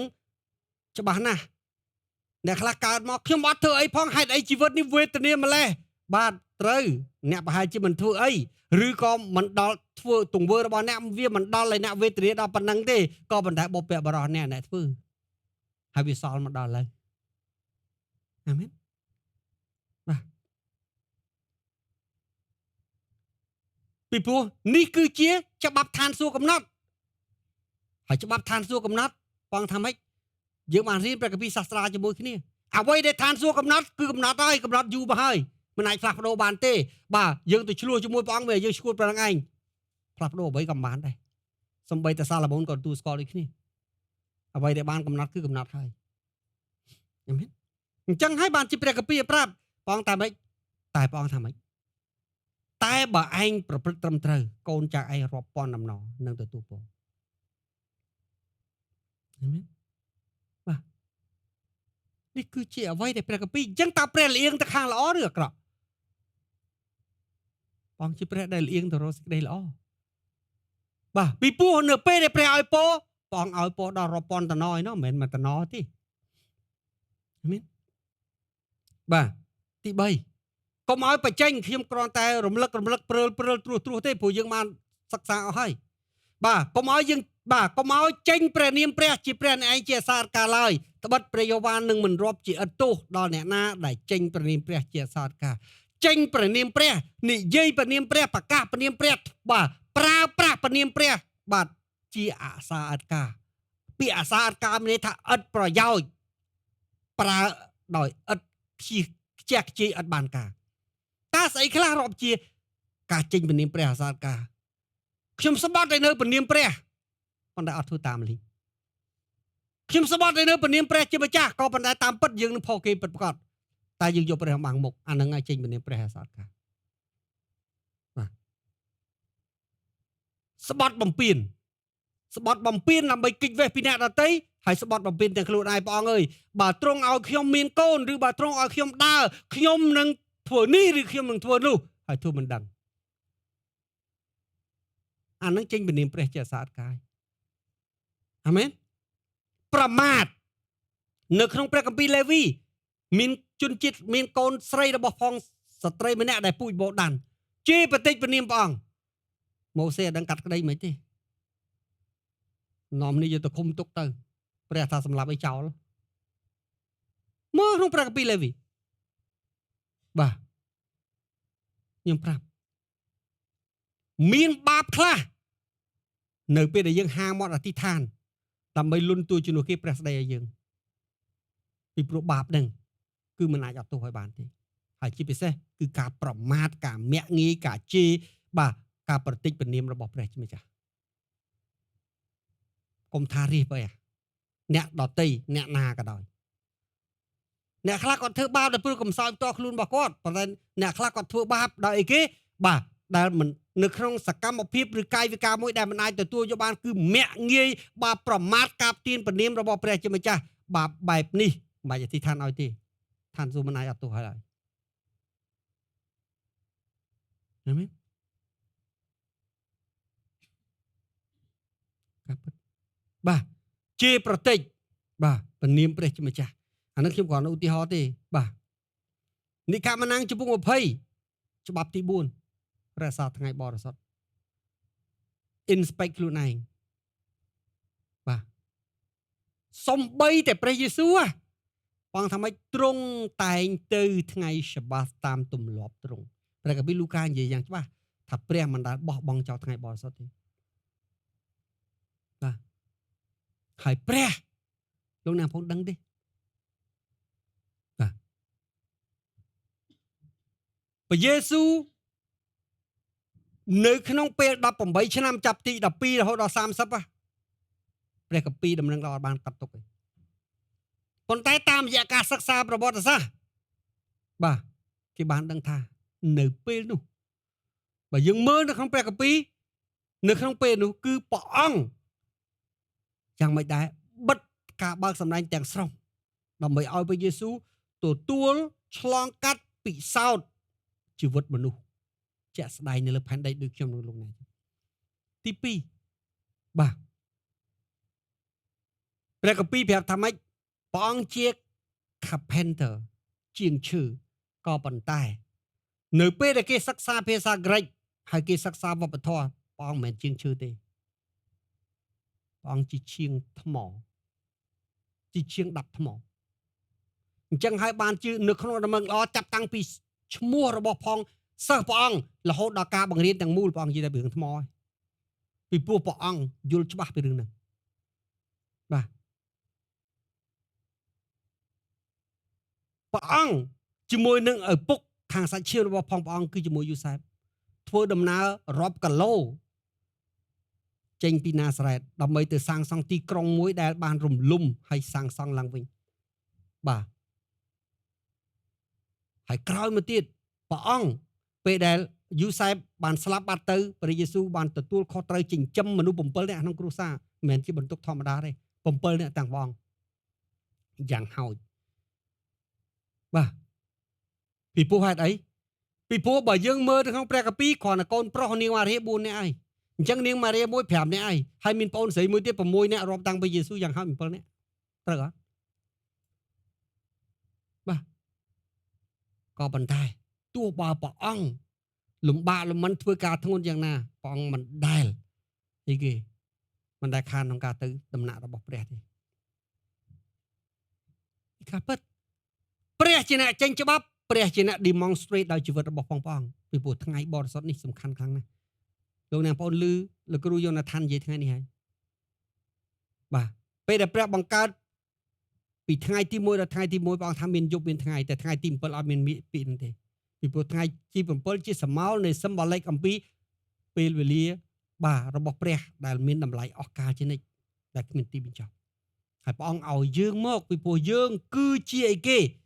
ពីព្រោះថ្ងៃដែលយើងទទួលព្រះអង្គជាព្រះអង្គម្ចាស់អញ្ចឹងជាព្រះអង្គសង្គ្រោះយើងជាកម្មសិទ្ធិរបស់ព្រះអង្គអនាគតកាលរបស់ផងយើងគឺគ្មានទីបញ្ចប់ជាមួយនឹងព្រះជាម្ចាស់បានជាព្រះអង្គឲ្យយើងរក្សាហើយរក្សាទៀតរក្សាហើយរក្សាទៀតបាទហេតុអីព្រះឲ្យយើង6ថ្ងៃហើយយើងប្រើមិនគ្រប់ហើយយើងចេះតែមកចង់កោងយកថ្ងៃរបស់ព្រះជាម្ចាស់ទៀតតើយើងនឹងវាបាទខែងរែងយ៉ាងម៉េចទៅអាមែនបាទនេះគឺជាការពិតព្រះជាម្ចាស់មានបន្ទូលថាម៉េចចូលនឹកចាំពាក្យនឹកចាំមានន័យថាមិនត្រូវភ្លេចត្រូវចងចាំជានិច្ចបាទដើម្បីញែកចេញជាបរិសុទ្ធពាក្យញែកចេញជាបរិសុទ្ធមានន័យ set apart បាទអត់រាប់វាឲ្យស្មើនឹងថ្ងៃទាំង6ផ្សេងទៀតទេវាត្រូវតែដាច់វាត្រូវតែពិសេសវាត្រូវតែខ្ពស់ជាងគេបាទវាត្រូវតែជាអតិភិបហើយបើសំបីតែបញ្ញត្តិធម្មតាអ្នកមិនអាចនិយាយបានជីវិតរបស់ផងអ្នកមិនអាចផ្លាស់ប្ដូរឯកើតទេកុំថា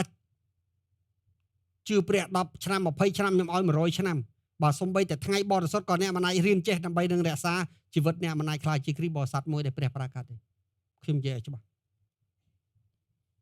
បាទកុំមើលឃើញថ្ងៃធម្មតាបាទកុំឃើញគេមិនអីផងគេមិនអីជារឿងគេពីព្រោះជំនឿគឺជាការទទួលខុសត្រូវផ្ទាល់ខ្លួនអ្នកមិនអាចទៅយកគេប្រាប់ថាខ្ញុំមិនចង់រក្សាថ្ងៃបរិសុទ្ធទេប៉ុន្តែគេគ្រប់គ្នាអត់រក្សាដែរហ្នឹងអញ្ចឹងគេស្រូបខ្ញុំគេមានឥទ្ធិពលលើខ្ញុំបងថាអញ្ចឹងពេលដែលអញឲ្យអត់ឲ្យគេចូលឋានសួគ៌ហែងទៅជាមួយគេទៅអាមែនហើយមិនមែនតឹងពេកទេអ្វីដែលខ្ញុំនិយាយគឺការពិតនៃព្រះបន្ទូលអាមែននៅតែនៅថ្ងៃទី7ជាថ្ងៃឈប់សម្រាកថ្វាយព្រះជាថ្ងៃរបស់ព្រះមិនត្រូវធ្វើការអ្វីឲ្យសោះព្រះគម្ពីរប្រាប់ទេបាទឥឡូវនេះគ្រាព្រះគុណស្រួលណាស់បើយើងចង់ធ្វើអីបាទយ៉ាងហោចណាស់ក៏ត្រូវជាងមកថ្វាយបង្គំព្រះអង្គដែរហើយចាំចប់ចាំទៅដូចជាអាទិត្យមុនបាទខ្ញុំមានធរៈក្នុងគ្រួសារបាទត្រូវទៅបុណ្យសពជីដូនពេលខ្ញុំថ្វាយបង្គំចប់គ្រួសារខ្ញុំនាំគ្នាទៅហើយយើងទៅដល់ណាណោះពូសតបាទមរារីក៏ឪពុកគាត់ស្លាប់ថ្ងៃអាទិត្យមុនដែរតែគាត់នៅកាន់កាមេរ៉ាហើយរៀបចំទុកដាក់ឲ្យបានគាត់ទៅបាទប៉ុន្តែបើអ៊ីស្រាអែល48ម៉ោងហើយបុកថែមទៀតតែយើងអត់ដល់ប៉ុណ្្នឹងទេជាការពិតអ្នកខ្លះថាចុះបើសិនជាបាទខ្ញុំទៅយូរហើយទី1អ្នកទៅពហិនបាទអ្នកនៅណាអ្នកតពហិននៅក្នុងទៅក្នុងតាមអាទិត្យទេតាទី2បើរកមិនឃើញទេស្ដាប់អនឡាញទៅទី3បើគ្មានអ៊ីនធឺណិតទេថ្វាយបង្គំផ្ទាល់ខ្លួនអ្នកអត់ចេះញែកថ្ងៃបរិសុទ្ធមែនអ្នកអាចធ្វើបានតាចំណាយពេលផ្ទាល់ខ្លួនជាមួយព្រះទៅបាទកុំទៅធ្វើអីផ្សេងទៀតរៀនទម្លាប់រៀនប្រព្រឹត្តព្រះអ្នកមិនបាច់ចាំបាច់កាពីដោយបញ្ចូលពេជ្រទេព្រះអ្នកនៅជាមួយអ្នកបាទទីណាក៏អ្នកក៏ជាព្រះវិហារទីណាក៏បរិសុទ្ធទីណាក៏អ្នកអាចថ្វាយគុំបានដែរអញ្ចឹងមិនមែនន័យថាអញ្ចឹងបាច់ទៅព្រះវិហារអានឹងជើងផ្សេងមួយទៀតអាមែនបាទកន្លែងនេះយើងឃើញទោះបើខ្លួនអ្នកកូនចៅប្រុសស្រីអ្នកបាវប្រុសបាវស្រីសំបីតែសត្វក៏ព្រះអង្គឲ្យប៉ះពាល់វាដែរបាទអាមែនឬអ្នកដតីដែលនៅផ្ទះឯងក្តីឃើញព្រះអង្គបង្គាប់ទាំងអស់ទេព្រះអង្គថាម៉េច6ថ្ងៃគ្រប់សម្រាប់ឯងហើយសំបីតែព្រះអង្គធ្វើការក៏6ថ្ងៃដែរបាទសួរខ្លួនយើងតាំងពីជឿព្រះរហូតដល់ថ្ងៃនេះរាប់ក្បាលឆ្នាំមើលរឿងទូចមួយនឹងអាចរៀនចេះទេហើយត្រូវការពេលប្រមាណទៀត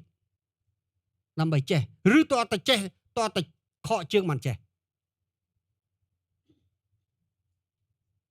មែនបាទនេះជាការពិតខ្ញុំនិយាយនេះខ្ញុំមិនរឹកដាស់ទឿនខ្លួនខ្ញុំបាទ ខ្ញុំមិនមែនទៅជាងអស់លោកអ្នកបងប្អូនទេបាទហើយខ្ញុំក៏មិនមែនមកថ្វាយបង្គំព្រះអង្គដល់ព្រោះតែខ្ញុំជាគ្រូដែរខ្ញុំជាពួកជំនុំខ្ញុំត្រូវតែមកថ្វាយបង្គំព្រះអង្គ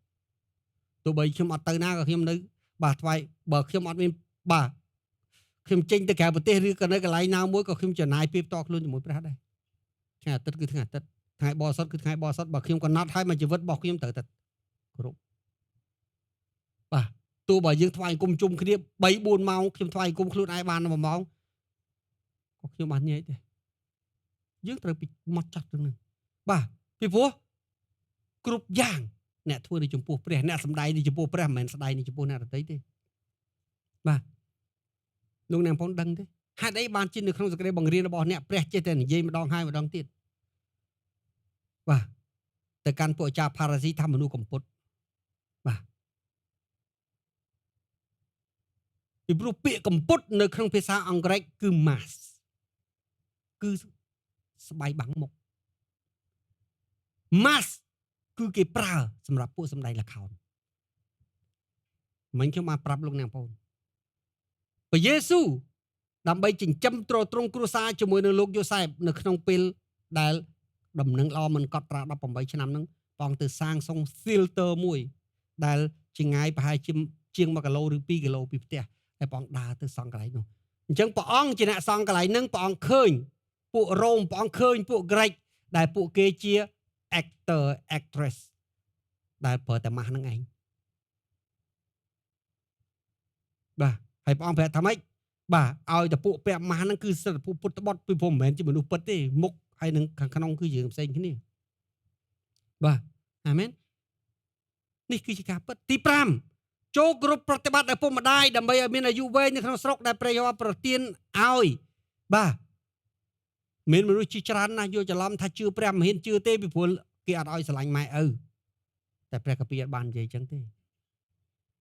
វាគ្រាន់តែមានភាពខុសគ្នារវាងសេចក្តីបង្រៀននៅក្នុងសាសនានិងសេចក្តីបង្រៀននៅក្នុងព្រះសេចក្តីបង្រៀននៅក្នុងសាសនាបាទគេប្រាប់ថាព្រះឪពុកម្ដាយគឺជាព្រះកន្លងព្រះលេខ1ក៏ប៉ុន្តែព្រះលេខ1ក៏ដោយពេលដល់ណាងបងប្អូនទៅបាទចូលឆ្នាំទៅជួបម៉ែជូនម៉ែ 20000 មកវិញយកមន់ម៉ែ2ក្បាលហើយយកអង្គមកបាវមកទៀតបាទមានអីប្រមូលទាំងអស់បាទអាមែនទោះបើសាសនាបរិញ្ញាអ្នកប្រាប់ថាព្រះអ្នកជាព្រះរស់ក៏ប៉ុន្តែបាទកូនចៅមិនដែលគោរពថ្វាយបង្គំឲ្យដល់កម្រិតស្មើនឹងព្រះឡើយតែបើធ្វើឲ្យម៉ែទឹកភ្នែកសម្បូរជាងនៅក្នុងនគរព្រះមិនបានលើកដំកើងព្រះមិនបានលើកដំកើងឪពុកម្ដាយឲ្យស្មើនឹងព្រះទេក៏ប៉ុន្តែក៏មិនបានឲ្យតូចពេកដែរគឺឲ្យឪពុកម្ដាយក្នុងតំណែងទី2បន្ទាប់ពីព្រះហេតុអីបានជាអ្នកដឹងពីព្រោះក្រឹតវិន័យបានបង្ហាញក្រឹតវិន័យ1ដល់4គឺនិយាយអំពីព្រះហើយនឹងរក្សាថ្ងៃបរិសុទ្ធក្រឹតវិន័យទី5គឺនៅចន្លោះកណ្ដាលនៃក្រឹតវិន័យទាំងពីរហ្នឹងគឺនិយាយពីឪពុកម្ដាយមុនពេលនិយាយផ្សេងទៀតអញ្ចឹងក្រៅពីការគោរពប្រតិបត្តិដល់ព្រះដ៏មានប្រជញ្ញរស់ឪពុកម្ដាយអ្នកឯងហ្នឹងឯងគឺជាព្រះទី2ឲ្យតម្លៃគាត់បាទផ្គត់ផ្គង់គាត់ចិញ្ចឹមបីទ្រថែរក្សាគាត់បាទនេះគឺជាតួនាទីរបស់អ្នកជឿភាពខុសគ្នាគឺប៉ុណ្ណឹងក៏ប៉ុន្តែបើលោកអ្នកបងប្អូនមើលទៅក្នុងព្រះដតីផ្សេងទៀតបាទនិយាយធ្ងន់លើគាត់ក៏មិនបានលួចទ្រព្យគាត់ក៏មិនបានជេរបន្តិចគាត់ក៏មិនបានហិង្សាលើគាត់ក៏មិនបានទោះសដល់ស្លាប់ទាំងអស់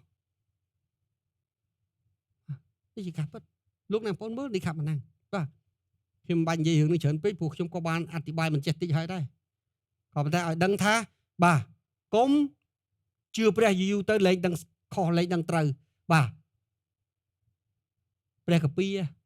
ប្រាប់យើងមិនមែនធម្មតាទេសំបីតែអ្នកដែលឯគេអ្នកដែលដើរមកក្បែរយើងនៅពេលដែលយើងកំពុងអង្គុយចាស់ជាងយើងក៏យើងត្រូវតអោនគោរពដែរ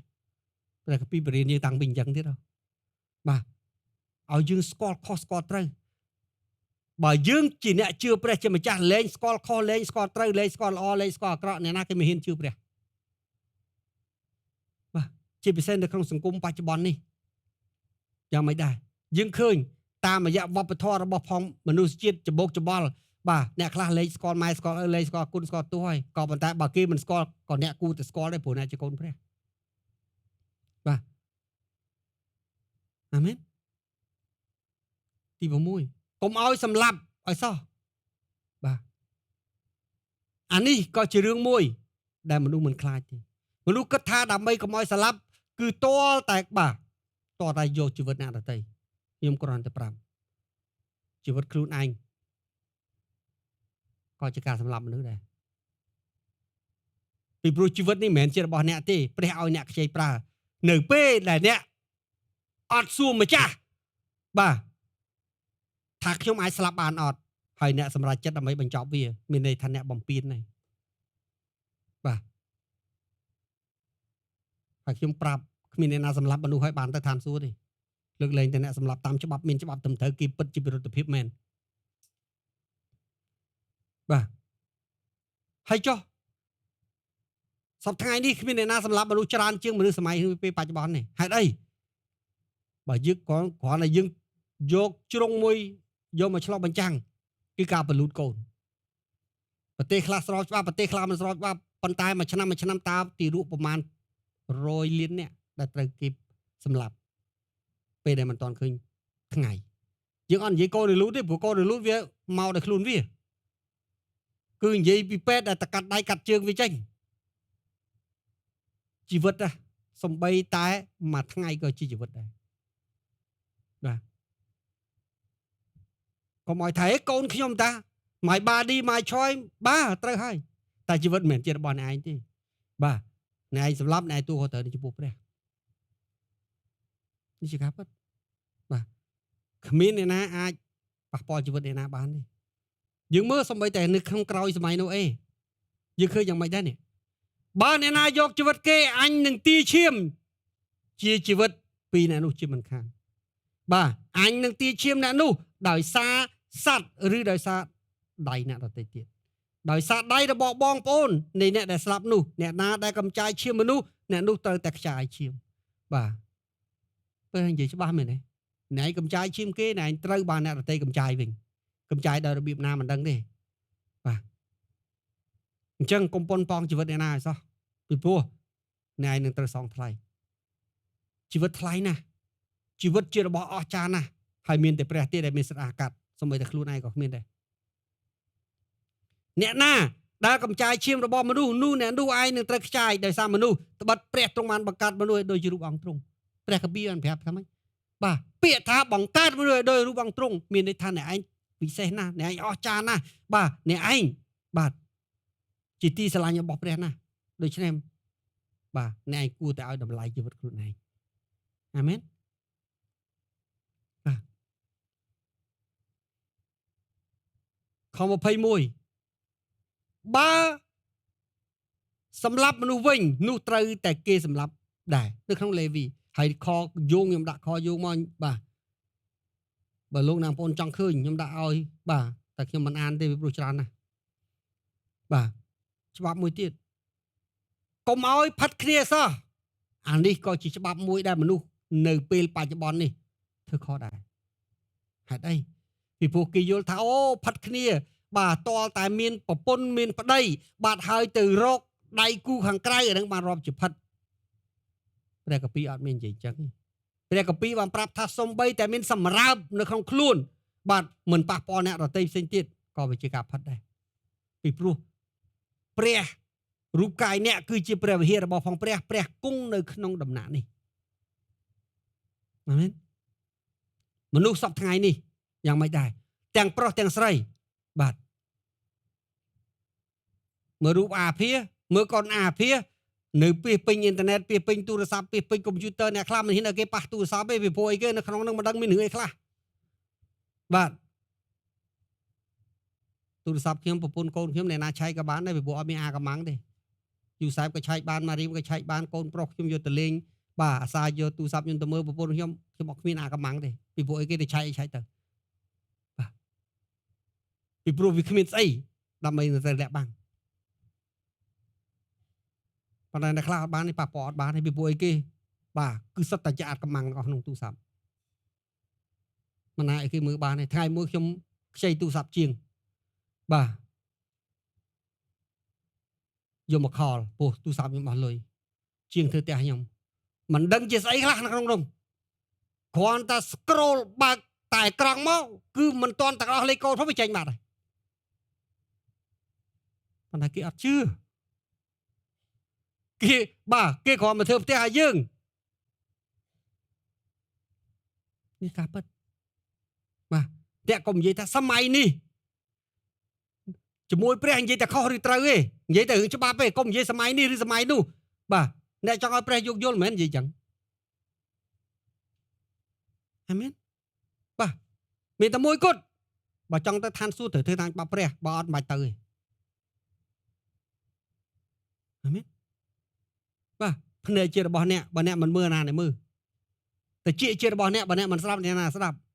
រាងកាយរបស់អ្នកវិជារបស់អ្នកបើអ្នកមិនប្រើវាតើអ្នកណាយកទៅបង្ខំអ្នកឲ្យប្រើវាជាការពិតអញ្ចឹងហើយបានជាព្រះមានថាព្រះមានបន្ទូលថាម៉េចបើគ្រាន់តែឃើញស្ត្រីសម្រាប់ចង់បានផាត់បាត់ហើយដូច្នេះបានជាខ្ញុំនិយាយថាច្បាប់នេះមនុស្សជាទូទៅបើអ្នកអត់ជឿវិញគឺលែងរវល់មកអ្នកអត់ជឿវិញគឺគិតជារឿងធម្មតាលោកអ្នកបងប្អូនរៀនព្រះគម្ពីរថេសាឡូនីកបើពួករ៉ូមវិញអត់មានពាក្យថាបាបហ្មងអត់ដឹងមានន័យថាម៉េចទេបាបនឹងអ្នកណាធ្វើអីឃើញនឹកចង់ឃើញធ្វើអីធ្វើធ្វើម៉េចតែកុំឲ្យតែបះបោមួយស្ដាច់ទៅបានមន្ត្រីរាជការបានចង់ធ្វើអីធ្វើទៅគេចង់ទៅដេកជាមួយប្រពន្ធអ្នកណាក៏បានចង់ទៅដេកមួយប្តីអ្នកណាក៏បានហាមតែប្តីគេមកប្តឹងអញទៅបានហើយអានោះគឺអញ្ចឹងប៉ុន្តែនគរព្រះអត់មានទេព្រះជាម្ចាស់នៃជីវិតហើយព្រះជាអ្នកបង្កើតមនុស្សជាតិហើយបង្កើតសង្គមជាតិទ្រង់ត្រូវតែជាទ្រង់បើមនុស្សជាទូទៅយ៉ាងមិនដែរគេមើលមិនឃើញតម្លៃនៃមនុស្សតាមរយៈសិលធម៌ក៏គួរឲ្យអ្នកជឿមើលឃើញដែរ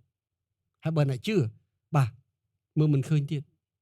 តែអញ្ចឹងមិនកុំលេងសើចកុំឲ្យលួចប្លន់នេះសោះអានេះក៏ជាបញ្ហាមួយដែរលួចប្លន់អីខ្លះខ្ញុំគាត់និយាយឲ្យសាមញ្ញចុះអ្នកអត់ទៅធ្វើការអ្នកទេទៅប្រាប់ច្បាយថ្ងៃហ្នឹងខ្ញុំឈឺហើយក្នុងពេលដែលអត់ឈឺសោះអត់ចង់ទៅធ្វើការអានេះលួចគេហើយពីព្រោះអ្នកអត់ឈឺផងហ្នឹងហើយអ្នកទៅលួចម៉ោងគេអត់ចង់ទៅធ្វើការអាមែនអានឹងលួចលួចមួយទៀតយ៉ាងម៉េចបន្លំគុណភាពក៏លួចដែរបន្លំភ្នែកជីងក៏លួចដែរគ្រប់យ៉ាងដែលជាទង្វើមិនត្រឹមត្រូវគឺសុទ្ធតែជាការលួចទាំងអាមែននេះគឺជាការលួចបងថាកុំលួចកុំប្លន់ទោះបីក្នុងករណីក៏ដែរពីព្រោះហេតុអីគ្រប់របស់ទាំងអស់ដែលម្នាក់ទទួលបានគឺសុទ្ធតែជាអំណោយពីព្រះជាអ្នកប្រទានឲ្យគេទោះអ្នកនោះជឿក៏ដោយមិនជឿក៏ដោយព្រោះគ្រប់ទាំងអស់ជារបស់ផងព្រះព្រះឲ្យទៅគេជាអំណោយហេតុអីយើងទៅលួចរបស់គេអាមែនខ្ញុំចង់ប្រាប់បើអ្នកមិនបរិសុទ្ធនៅទីនេះអ្នកក៏មិនអាចបរិសុទ្ធនៅឋានសួគ៌បានដែរអញ្ចឹងហើយបានព្រះឲ្យអ្នកទៅឋានសួគ៌អាមែននេះជាការពិតអញ្ចឹងហើយអ្នកគេថាខ្ញុំមិនដែលលួចទេគ្រូ1គីឡូដល់10ខាំខ្ញុំមិនដែលប្រាប់គេថាបើឈឺគឺឈឺក៏ប៉ុន្តែចុះអ្នកធ្លាប់លួចព្រះអត់ព្រះគម្ពីរបានប្រាប់ថាបជារាជរបស់ព្រះគឺលួចព្រះម៉ាឡាគីជំពូក3ខ7និងខ8បងថាម៉េចអ្នករាល់គ្នាបានបោះបង់ចោលសេចក្តីបញ្ញត្តិអញចាប់តាំងពីគ្រាពួកអាយុកោមានន័យថារាប់រយឆ្នាំមកហើយឥតកាន់តាមប្រយោវ៉ានៃពួកពលវត្តវាមកគាត់ថាចូលវិលមកអញវិញចុះនោះអញនឹងត្រឡប់មកឯងបងថាបើឯងដើរចេញពីឯងអញក៏ដើរចេញពីឯងដែរតែបើឯងត្រឡប់មករកអញមករកឯងគ្នាតែឯងរកគ្នាថាតើយើងត្រឡប់មករកព្រះយ៉ាងដូចម្ដេចបើខ្ញុំនៅមួយព្រះអង្គរហូតហ្នឹងព្រះអង្គថាមិននៅជាមួយអញទេឯងទៅឆ្ងាយពីអញណាគឺនៅពេលណានៅពេលដែលឯងសម្រាប់ចិត្តធ្វើចោលគឺឯងដើរចេញពីអញហើយឃើញព្រះកាពីនិយាយអត់ហើយបើព្រះហៅអ្នកបជារាព្រះថាចោលឲ្យខ្ញុំហៅថាម៉េចអាមែនព្រះជាម្ចាស់មានទូថាម៉េចចុះតើមនុស្សនឹងកោងយករបស់ព្រះប៉ុន្តែឯងមកគ្នាបានកោងយករបស់អញហើយបើព្រះអង្គថាយើងព្រះអង្គថាយ៉ាងមិនដែរបជារាព្រះជាអ្នកកោងបជារាព្រះជាអ្នកលួច បើព្រះចោតប្រជារាស្ត្រព្រះថាជាចោលហើយលោកនាងបងថាមិនចោលហ្មងបើព្រះណានិយាយខ្លួនឯងថាចោលហើយបាទហេតុអីព្រះមើលតទៀតឯងបានកោងយករបស់ទ្រង់ឯណាបងថាទាំងវាយ1ភាគ10ឯងស៊ីដាច់អាថ្វាអញឯងកោងឯងចោលពីព្រោះអានេះជារបស់អញព្រះអ្នកថាយើងចោលខ្ញុំមិនមែនអ្នកថាបងប្អូនចោលទេតែបើព្រះចោលបងប្អូនហើយបើព្រះជាម្ចាស់នៃច្បាប់ព្រះជាម្ចាស់នៃព្រះបន្ទូលព្រះជាម្ចាស់នៃឋានសួគ៌ព្រះអង្គបងថាបងប្អូនចោលហើយបងប្អូនគិតថាបងប្អូនមិនរួចខ្លួនទេអាមែនគឺក្នុងដងវាយ1ភាគក្នុង10ហើយក្នុងដងវាយលើកចុះឡើងបាទឯងរាល់គ្នាគឺជាមនុស្សនៅនគរទីនេះត្រូវបណ្ដាសាហើយព្រះអង្គថាម៉េចអ្នកដែលអត់ថ្វាយ1ភាគក្នុង10ដែលជាចំណែករបស់ព្រះទៅព្រះជាម្ចាស់ព្រះអង្គរាប់គឺជាចោលលួចចោលប្លន់ហើយព្រះអង្គថាម៉េចអញមិនអាចឲ្យពោចោលបានទេច្បាស់ទេហើយព្រះអង្គថាទង្វើយើងមិនមែនធ្វើឲ្យយើងចិត្តព្រះទេគឺយើងកំពុងតែដើរចេញពីព្រះដើរចេញពីវត្តមានដើរចេញពីការពារដើរចេញពីពពកអាមែនបាទហើយតមកទៀតព្រះអង្គថាម៉េចដែលព្រោះឯងកោងយកមានន័យថាយកដោយឥតញញើតយកដោយឥតកោតក្រែងយកដោយឥតគោរពច្បាប់ចូលនាំយក1ភាគក្នុង10មកដាក់ក្នុងឃ្លាំងអញដើម្បីឲ្យមានអាហារនៅក្នុងដំណាក់អញហើយលបងអញមើលបងថាម៉េចបាទបងថាបើចង់បានពរចង់សាកលបងបាទជាមួយនឹងការអស្ចារ្យបាទចង់សាកលបងជាមួយភាពសម្បូរសប្បាយគោរពច្បាប់អាមែនតើអញមិនបើអញមិនបើកទ្វារឋានសួគ៌ដើម្បីចាក់ព្រះពរបាទមកលើឯងបាទអានេះគឺជានិមិត្តរូបពីគេដូចជាទឹកភ្លៀងអញ្ចឹងបាទដែលគ្មានកន្លែងលមុំទុកបានបងថាម៉េចបើឯងស្ដាប់បង្គាប់ការស្ដាប់បង្គាប់ឯងគឺជាដើមចំនៃព្រះពរហើយតាមរយៈការស្ដាប់បង្គាប់ឯងវានឹងធ្វើឲ្យអញត្រឡប់មកឯងតាមរយៈការស្ដាប់បង្គាប់ឯងធ្វើឲ្យឯងចាប់ផ្ដើមមានព្រះពរហើយព្រះពរឯងបាទនឹងអីគេបាទមិនត្រឹមតែគ្រប់ទេនឹងបរិបូរណ៍បងថាគ្មានកន្លែងទុកហើយគ្រូណាដែលនិយាយថាអូសម័យកាលនេះចង់ថ្វាយក្បាលមិនថ្វាយក្បាលនិយាយប្រាប់ថាលោកគ្រូឯងអត់ស្គាល់ព្រះគម្ពីរទេមិនគួរទៅជប់ធ្វើគ្រូទៅពីព្រោះការបង្រៀនបែបនេះគឺបង្រៀនឲ្យក្រុមយន្តជាប់បដាសាមិនអាចឲ្យមានពរបានទេដើម្បីឲ្យមានស្បៀងអាហារនៅក្នុងដំណាក់នៃអញត្បិតលបងលោកអញមើលបើអញមិនបើកទ្វារស្ថានសួគ៌ដើម្បីនឹងចាក់ព្រះពររកកន្លែងទុកមិនបាននេះហើយជាព្រះបន្ទូលនៃព្រះយេហូវ៉ាអាមែននេះគឺជាការពិតហើយព្រះអង្គមានបន្ទូលថាម៉េចនៅក្នុងខ11បាទដល់យល់ដល់ឯងមានន័យថានៅពេលដែលយើងស្ដាប់បង្គាប់ព្រះអង្គហើយដល់យល់ដល់ការស្ដាប់បង្គាប់ការចោះចូលរបស់យើងអញនឹងបន្ទោសដល់សត្វស៊ីបំផ្លាញព្រះអង្គបន្ទោសដល់កដោព្រះអង្គបន្ទោសដល់កឡាតព្រះអង្គបន្ទោសដល់ក្រាបព្រះអង្គបន្ទោសដល់កដោបមិនឲ្យវាបំផ្លាញផលដែលកើតពីដីបាទពីដើមទំពាំងបាយជូរក៏មិនជំរុះផ្លែការពីនៅក្តឹបអញ្ចឹងអ្វីគ្រប់យ៉ាងក្តឹបវាមិនកាន់វាមិនអត់ផលទេវាមិនអត់មានហេតុផលទេបាទវាជាផ្នែកមួយបាទនៃការបាត់បង់ពរវាជាផ្នែកមួយនៃបណ្ដាសាវាជាផ្នែកមួយដែលកើតឡើងដោយការមិនស្ដាប់បង្គាប់អាមែននេះហើយជាព្រះបន្ទូលព្រះយេហូវ៉ាយ៉ាងនោះគ្រប់ទាំងសះនឹងបានដឹងឯងរកគ្នាមានពរត្បិតស្រុកឯងនឹងបានសប្បាយណាស់បងថាមានតែការស្ដាប់បង្គាប់ទេដែលធ្វើឲ្យជីវភាពឯងសម្បូរសប្បាយហើយបាទមានតែការស្ដាប់បង្គាប់ទេដែលធ្វើឲ្យស្រុកឯងមានពរបាទអញ្ចឹងវិជារាព្រះស្គាល់ផ្លូវនៃពរតែប៉ុន្តែគេចង់បានតែបដាសាធ្វើម៉េចបាទអ្នកលោកអ្នកបងប្អូនលឺអញ្ចឹងតវ៉ាភ្លាមខ្ញុំមិនដែរបានចង់មកបដាសាបើមិនចង់បានមិនក៏មិននៅតែលួចព្រះអាមែនទង្វើដែលលោកអ្នកបងប្អូនដែលយើងលួចព្រះហ្នឹងហើយដែលបង្ហាញប្រាប់ថាយើងចង់បានតែបដាសាបាទនៅក្នុងព្រះគម្ពីរលូកាចំពុក6ខ38ថាម៉េចបងថាបាទមានតែអ្នកដែលឲ្យទេដែលទទួលបានចូលឲ្យទៅគេនោះនឹងឲ្យមកអ្នកគេនឹងវាល់ឲ្យអ្នកយ៉ាងទាំងញាត់ទាំងរលាក់ហើយហៀផងនឹងយកដាក់បំពេញបាទត្បិតគេនឹងវាល់ឲ្យអ្នកតាមនឹងវាល់ឲ្យអ្នកវាល់ឲ្យគេបាទកិច្ចការចំពុក20ខ35មានតែអ្នកឲ្យទេដែលបានពោ នេះជាព្រះបន្ទូលដែលមិនអាចកែប្រែបានទេបាទមែន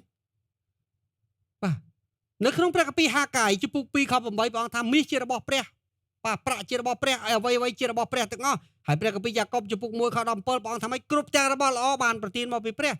អ្វីទាំងអស់ជារបស់ផងព្រះជាការប្រទានមកពីព្រះចាស់ម្ចាស់ហើយបើសិនជាសុំបីតែម្ចាស់ក៏យើងមិនអាចឲ្យត្រឡប់ទៅវិញបានយើងកោងពេកហើយអាមែនបាទនេះជាការពិតមើលឲ្យច្បាស់ទៅនៅក្នុងវិវរណៈចំពោះ21ព្រះអង្គថាចោលជួយឋានសួគ៌អត់បានទេចុះអ្នកលួចដង្វាយ10ហូត1មិនដែរខ្ញុំមិនដឹងដែរ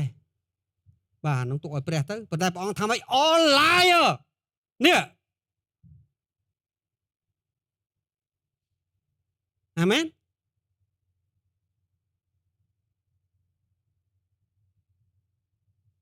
គ្រប់ទាំងអ្នកพูดផងចូលឋានសួគ៌បានទេ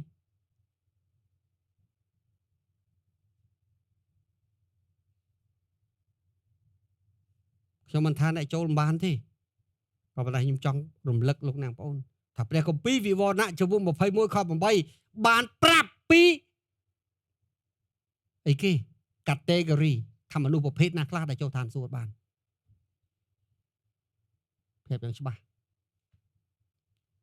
បាទបើសិនជាយើងនិយាយពីបច្ចេកទេសវិញគេថាអានេះបន្ទាត់ពន្ធហើយបន្ទាត់ពន្ធវាន័យថាមកកំណត់បន្ទាត់ពន្ធហ្នឹងគឺវាមាន20 30 40មុខដែលវាទំនិញប្រហែលគ្នាហ្នឹងគេដាក់ចូលមកចម្ពោះហ្នឹងឯងអានេះជាប្រភេទចម្ពោះហើយខ្លាច detail ទៅអានេះបន្ទាត់ពន្ធមួយបាទមិនជឿអីខ្លះអាមិនជឿព្រះមួយអាមិនជឿមិនទុកចិត្តហ្នឹងក៏មិនជឿដែរបាទ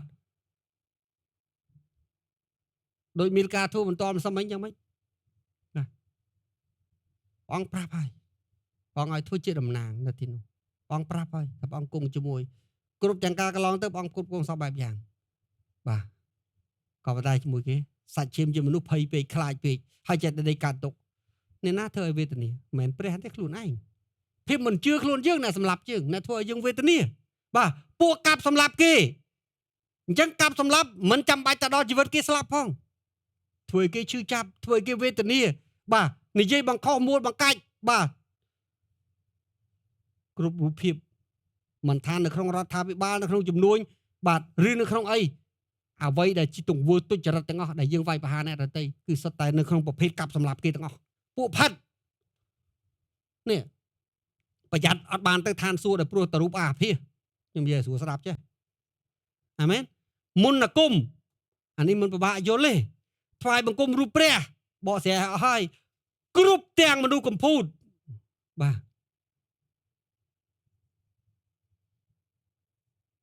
ចឹងនៅពេលដែលយើងអត់ថ្វាយទៅព្រះជាម្ចាស់យើងភូតទេយើងផទេយើងកុហកទេយើងបោកប្រាស់ទេយើងចោលទេបាទគិតមើលខ្លួនឯងហើយយកទៅសួរព្រះបាទជួបព្រះតាណាសួរព្រះអង្គត្រង់ទៅព្រះអង្គលួចដង្វាយ10ហូត1នេះអាចចូលឋានសួគ៌បានអត់ព្រោះព្រះថាបានលួចតទៀតចុះតែបើថាព្រះថាមិនបានទេប្រែចិត្តទៅបាទខ្ញុំអត់ថាបងប្អូនធ្លាក់នរកលើឡើងឋានសួគ៌ដែលព្រោះលួចដង្វាយ10ហូត1ទេ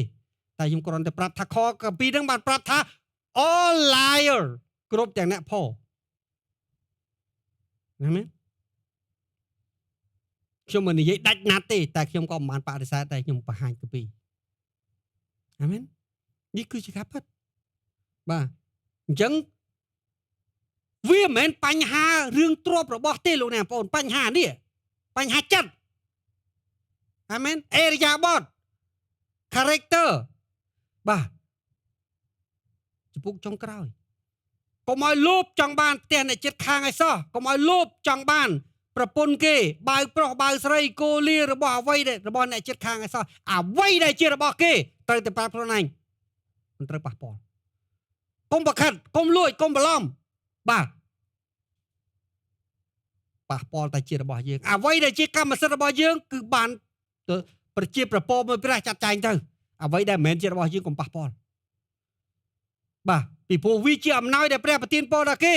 បាទយើងទៅលួចរបស់ផងគេបាទគឺយើងធ្វើបាបទាស់នឹងបុគ្គលផ្ទាល់ហើយយើងធ្វើបាបទាស់នឹងព្រះជាម្ចាស់បាទទោះនៅក្នុងវិធីណាក៏ដោយ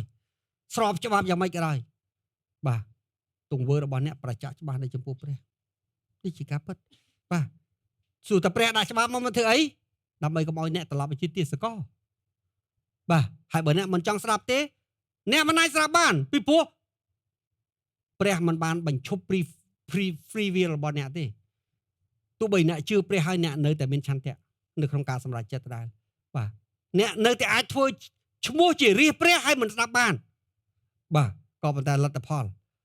Mình nẹ chỉ đã cầm nó tế pre chỉ đã cầm nó. Khai này cứ chỉ thay tí piในการเยเจง